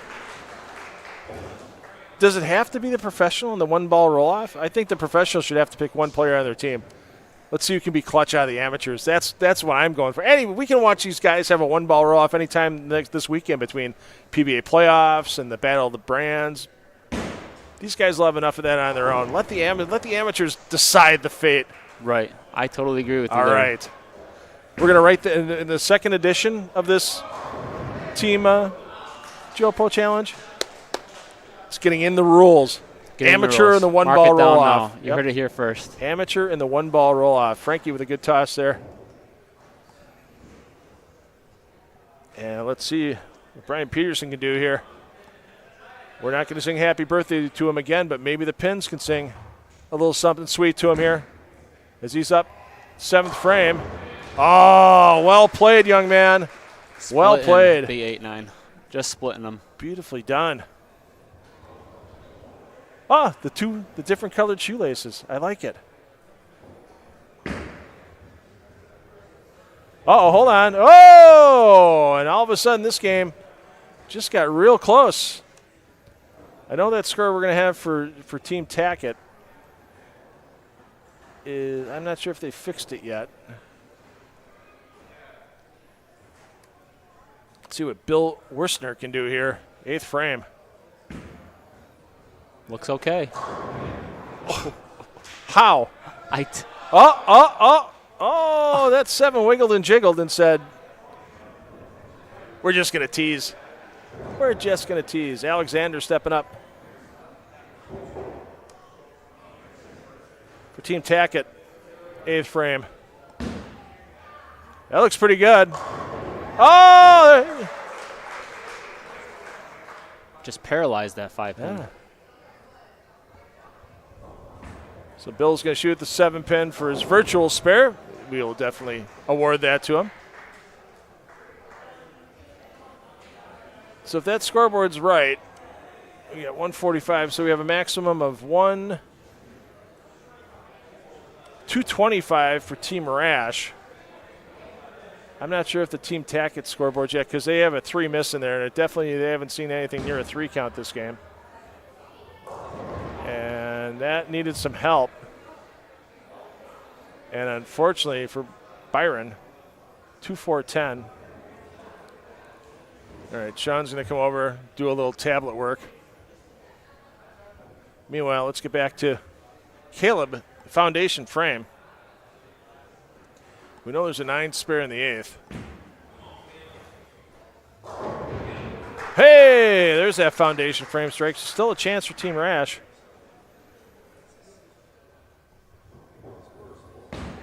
Come on, Byron. Give it a fire here. Come on. Oh, just past the 2-pin. And now it's up to our captains. And we'll have to get the fully official scores momentarily. I don't trust that scoreboard on lane 3. Yeah, I think that's... I think that would have been a 9 spare, not a 3 miss. And now that's just to get rid of the 7-pin they just shot.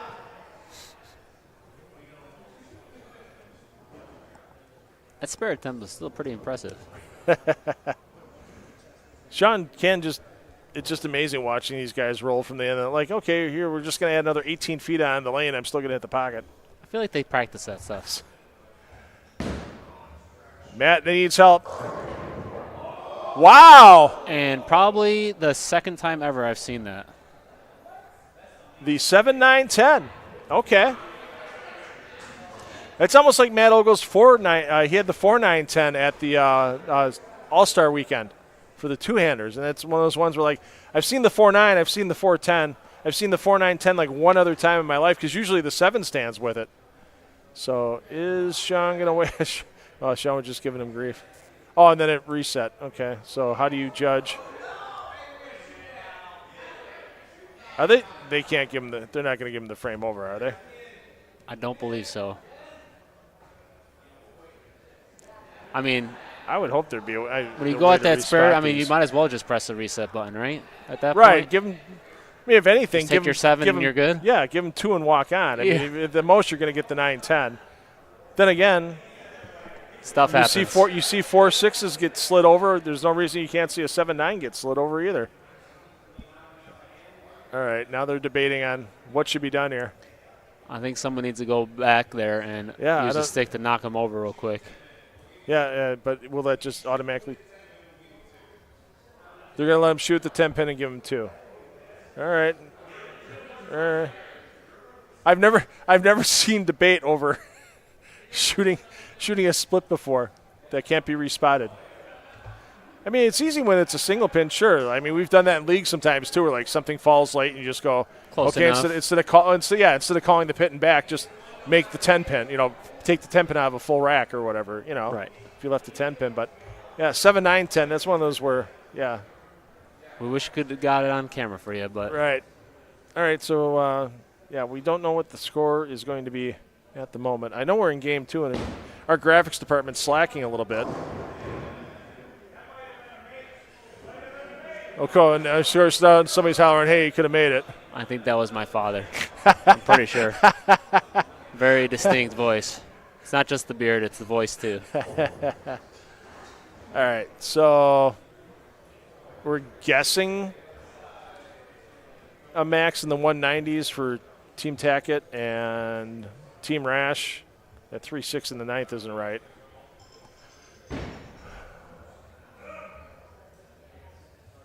As EJ just rolls it down. I should have brought a score sheet with me. Should have brought a score sheet with me. Yeah. It happens. Yeah. Hey, everybody's still having fun. They know the score down there. They know the pressure that's going on right now. There's phones going up with Sean trying to throw this one in the 10th right now. Maybe this is the one that locks up game 2 for him. Ooh, and a fast 8. Something tells me, now they actually have the 7, 9, 10 set up for.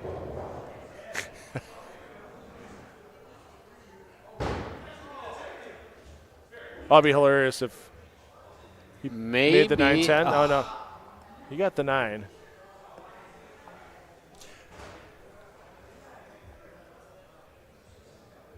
All right, so you just got to step up at the 10th yet. Sean's first ball in the 10th apparently just recorded a 4-pin. All right, picks it up.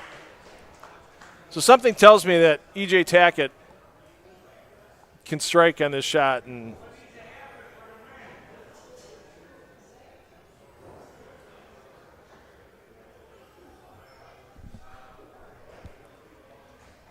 trying to listen here, and they're all trying to debate. They're all trying to be hush hush about it. Right. Oh, let's see what EJ can do here. Survey says, whoa, almost a 7-10. And the score's gone. Okay, Rash says if he strikes, they throw 205. So we know that 3-6 in the 9th obviously wasn't right, because we saw it was a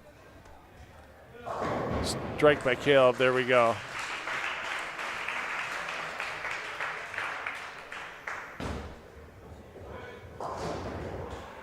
And is that enough for the win? That fist pump sure made it seem like it. Seemed like it was enough.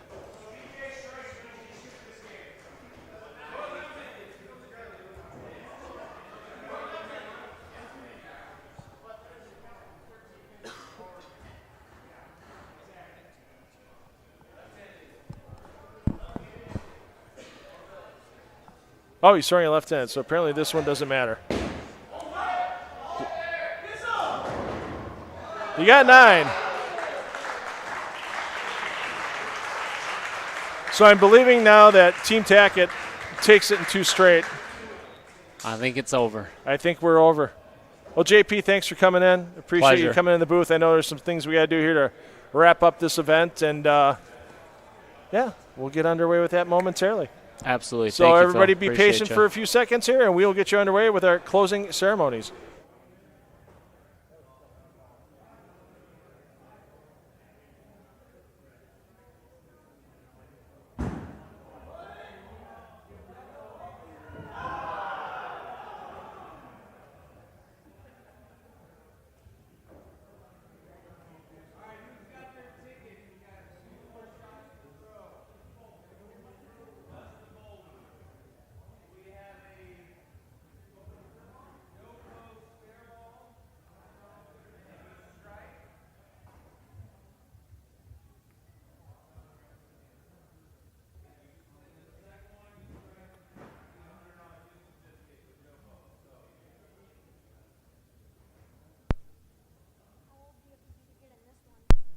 Read it off? Yeah. So I assume they're all the same. 842 is the first 3. 509. All right, you're up first. Throw a strike. you get a JoPo spare ball or $100. Yep. Now the big bucks are coming out. Pick your lane. Pick your lane. Pick your lane, Chris. Yep, we have 2 prizes to give away, so. That one's got pins, so I'd say we use that one. All right. So Chris Paraskevich with a For chance. a free ball. Hook. Oh! Didn't hook. All right, 498. 498. Who we got? Who's got? Mr. Canada. Uh-oh. EJ's just getting rid of that dead rack. Wow.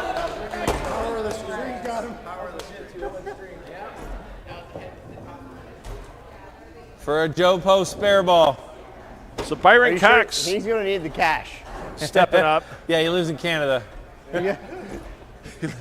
How's the exchange rate? Yeah. The exchange rate's not very good. Yeah. No. So I have to get an 8 count. That doesn't. So a strike here for $100 for the JoPo spare ball. He was so laughing he couldn't even throw it. Oh! The 6 doesn't do the job on the 10. Yeah, let's pick another number.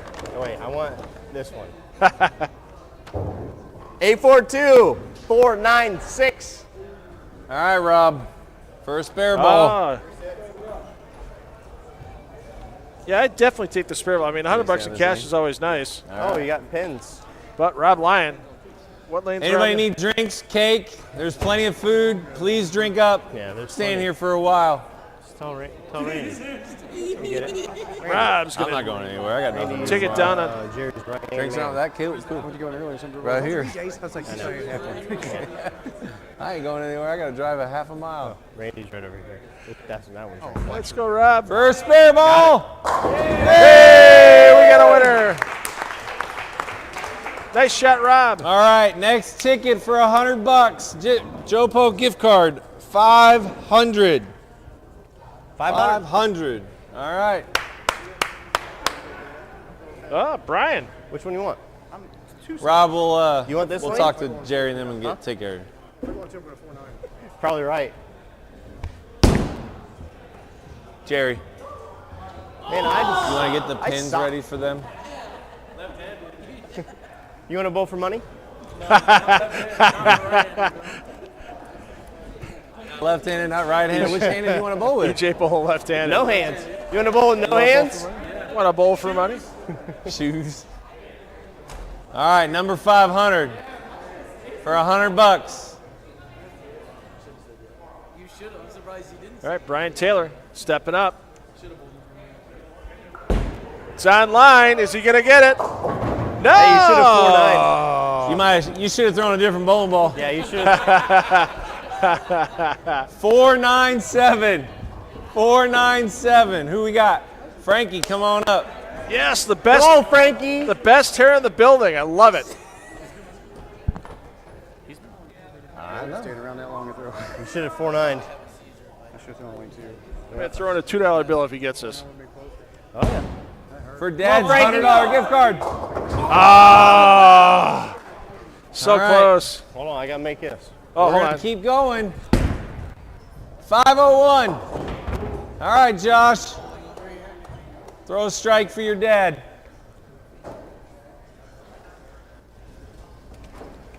All right, so here we go.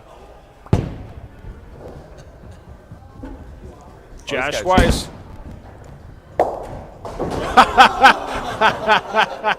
That was actually pretty good. That was really good. I went too soon. Just a little bit. It's all right.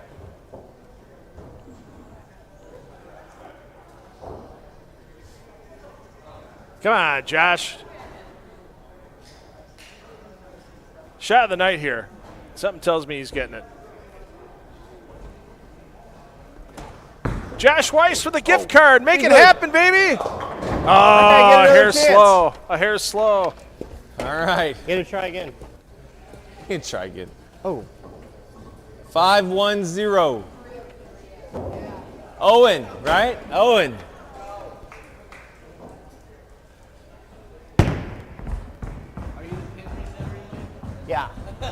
Bouncing the balls off each other. No. Spare ball hooked. All right, Owen. Owen Give me enough Williams. chances, I'll figure it out. He's number 1 on my list. Will we see the $100 gift card go in his back pocket? A little footwork Bang. issue at the line. Oh, the blower 7 doesn't let it happen. My goodness. We're getting down to the nitty gritty. 503. Who's 503?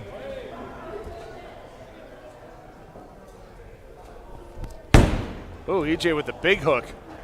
Coast to coast, baby. Oh, and he hooks in front of it. Wow. Whatever lane you want. He wants lane 2. Wayne Hook. He likes it. Come on, Wayner.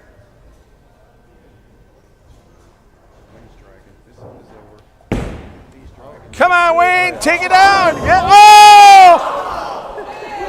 You saw that fist go up in the air at 45 feet. I got it. Hey, I got all night, folks. 495, 495. Start pushing, pass your shots around now. Cal Hey, your Wilkes. spare ball sucks. Yeah, I know. I had a tough week. I had a tough week last week. Come on, Kyle. No. From Team Rash. Is he going home with a $100 gift card? Yes, he is. Winner. Nicely done. How many people ball for the strike back? About 8. About 8. More than 8, yeah. All right, can I get Team Tackett's team out here, winning team?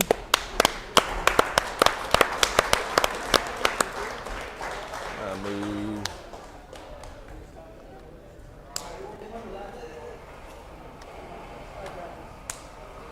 Where's my Canadian? Just fit. A? Where you at, A? Jerry can present the trophy pins. Where's our? You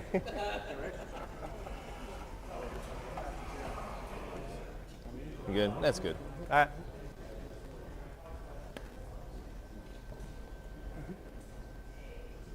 Go ahead. I got it. You're good. Go ahead. Go ahead. Go for Yeah. Yeah, we're good. To the winners, Team Tackett.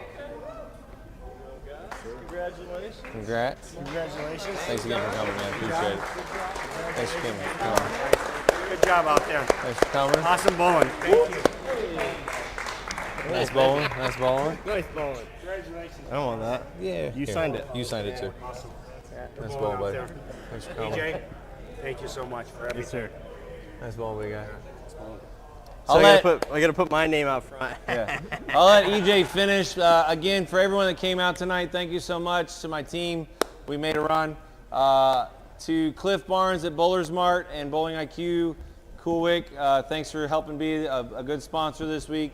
To H5G and Cassie also for taking care of EJ's team. To everyone that, like I said, showed up that made this possible. Our first event, I'm sure we'll do many more of these moving forward. We'll know what's good and what's bad moving forward, right? We always learn. Thank you all for the patience throughout the night. To JoPo, thank you for bringing us into your family and having a great night.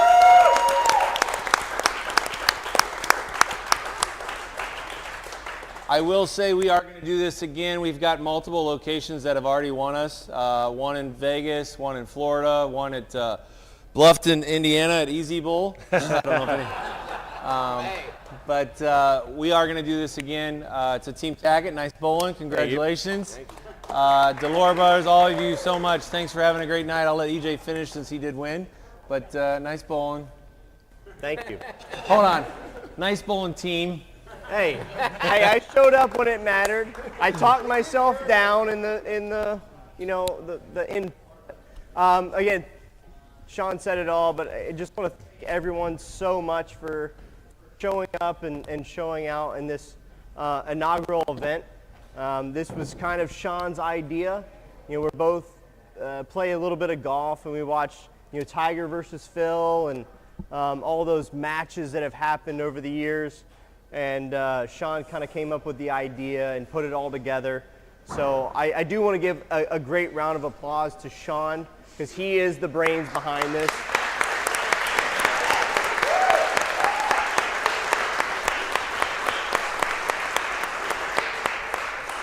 And then being able to join the JoPo family this year has been nothing short of extraordinary. Obviously, we all believe the products are superior to everything on the market, but beyond that, it is a family. And I really, really enjoy being a part of something so special.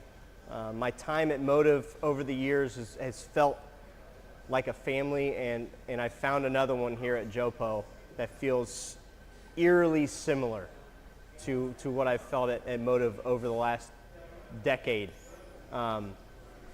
So it's a big thanks to Jerry and all of his family, JP, Megan, Marianne, everybody, Randy, that works in the shop. It's a small operation, but they do a lot of great things, and the future looks very bright for this company, and I'm so happy to be a part of it, and look forward to a great future. And obviously we're going to do this again in other locations, and I'm very much looking forward to that. It's a great thing that I think we've been able to start here, and you guys are, you're a part of history of what we're able to do here tonight. Each and every one of you for showing up and showing your support for us, but more importantly, this great sport of bowling that we all play. Thank you.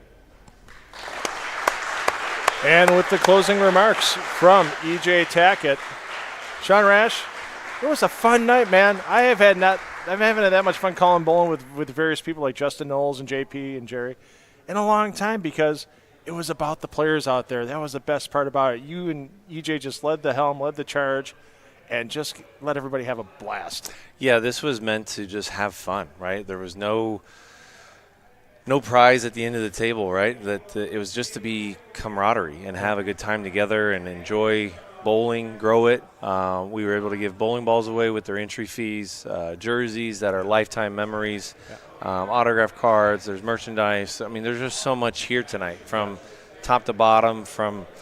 We're witnessing history with EJ Tackett right now, being one of the best players in the world, definitely in my generation of bowling, what he's done with a bowling ball. And I know that he gives a lot of credit to his sponsors and his wife and his son now at home. And it's the same thing with me, right? You can't do a lot of this stuff without those people. And, my wife was telling me the other day, when one door closes and another door opens, and I look at what transpired over the last few months with both of us, right? Having an opportunity to join the JoPo family, a small company that has become very big in our industry.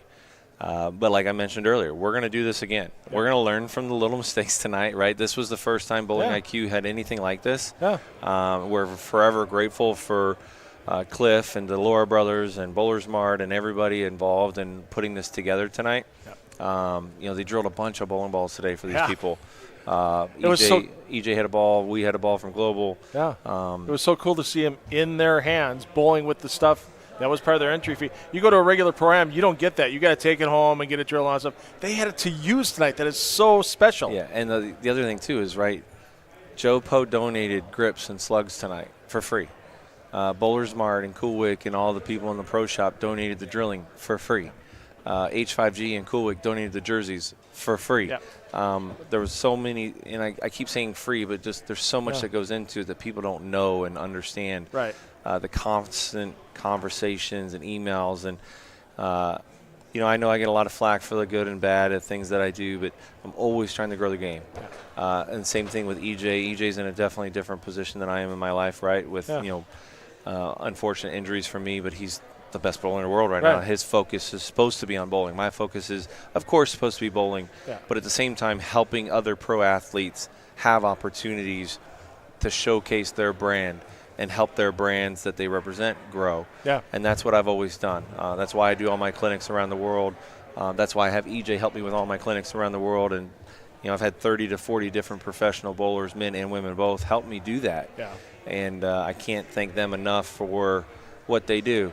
Austin Smith tonight, he was in the booth a little while ago. He's so pumped up because you and EJ and Stephanie Zavala and so many pros are coming down to do a Pro-Am by him in July. Yeah, July 19th. That an area of the tour doesn't normally get to, and it's like you're out there making sure people get to see the stars of the sport. Correct, yeah. And get information about how to get better and grow the sport. And I thought just the reaction to Austin, he's so proud that he's helping get you guys down there, was really cool. It makes me smile knowing that I'm doing right all the time. Yeah. I might present things wrong the wrong way, right? But that's who I am. Yeah. We have an event May 4th in Quincy, Illinois. We have an event July 19th in Wilmington, Ohio. We have an event November 8th in Montana. We have an event November 15th in Missouri. We have an event October 4th in Pennsylvania.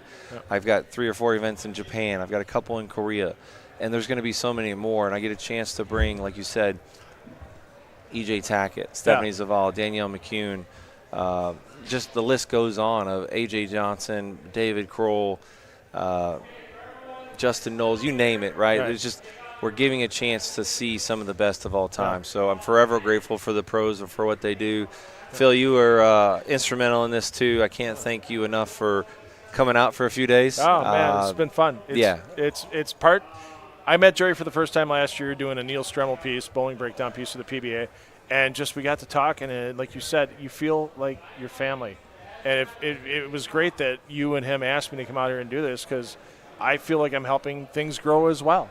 Yeah. Because there's people watching tonight that may not have watched bowling otherwise tonight, and maybe they'll turn around and hopefully this weekend they're watching Battle of the Brands, or or at least setting the DVRs and watching it later, or watching the PBA playoffs where they get to see some of the best on the PBA Tour battle it out for another title. I mean, it's pretty cool being a part of an event like this where the focus isn't on the pros, the focus is on everyone that's here. Well, yeah, tonight was huge, right, with the amateurs. Matt had the front 9 the second game. Right. That was the reason why they won totals. Yeah. Just unbelievable. Super, super stoked with everything. Again, we'll learn from some of the things that could have been better. But it was our first one, and I'm so excited to do another one. Yeah, and, I can't wait. I hope to be a part of it as you well. You will be. As long as you want to be a part of it, you're in, buddy. All right. Thanks for all you do, Phil. I appreciate you. I appreciate EJ. I appreciate everybody that watched tonight on YouTube. Please hit that subscribe button because you're going to see a lot of new content coming out, not just live streams, but you're going to see a lot of stuff about the JoPo Grips and all the products going to be coming out after the summer into the fall that you're really going to want to be the first on your block to know about. So hit that subscribe button on the channel as well. So Sean, and this is what's again. going on, right? We still have more prizes to give Yeah, away. I'm- that's why. Yeah, we're going to cut off, right? But Yeah. Jerry and them want to give some more stuff away. We've got other things to do too. But Well, look at the crowd that's still. I mean, Yeah. there's still everybody wants wait there's for still autographs. 75 people Yeah. in the building, and Yeah. it'll grow. Yeah. And I'm super excited for what we did. And again, thanks Phil for doing this tonight. Yeah, absolutely. And enjoy Teardown. Yeah, I'll bring I will. you a beer. All right, I'll hold you to that. All right, buddy. He's Sean Rash. I'm $2 Phil Brylow. Hey, parents, take the kids bowling because they're going to have fun for life. And thanks for tuning in tonight. And follow, hit that subscribe button for JoPo YouTube. Follow him on Facebook.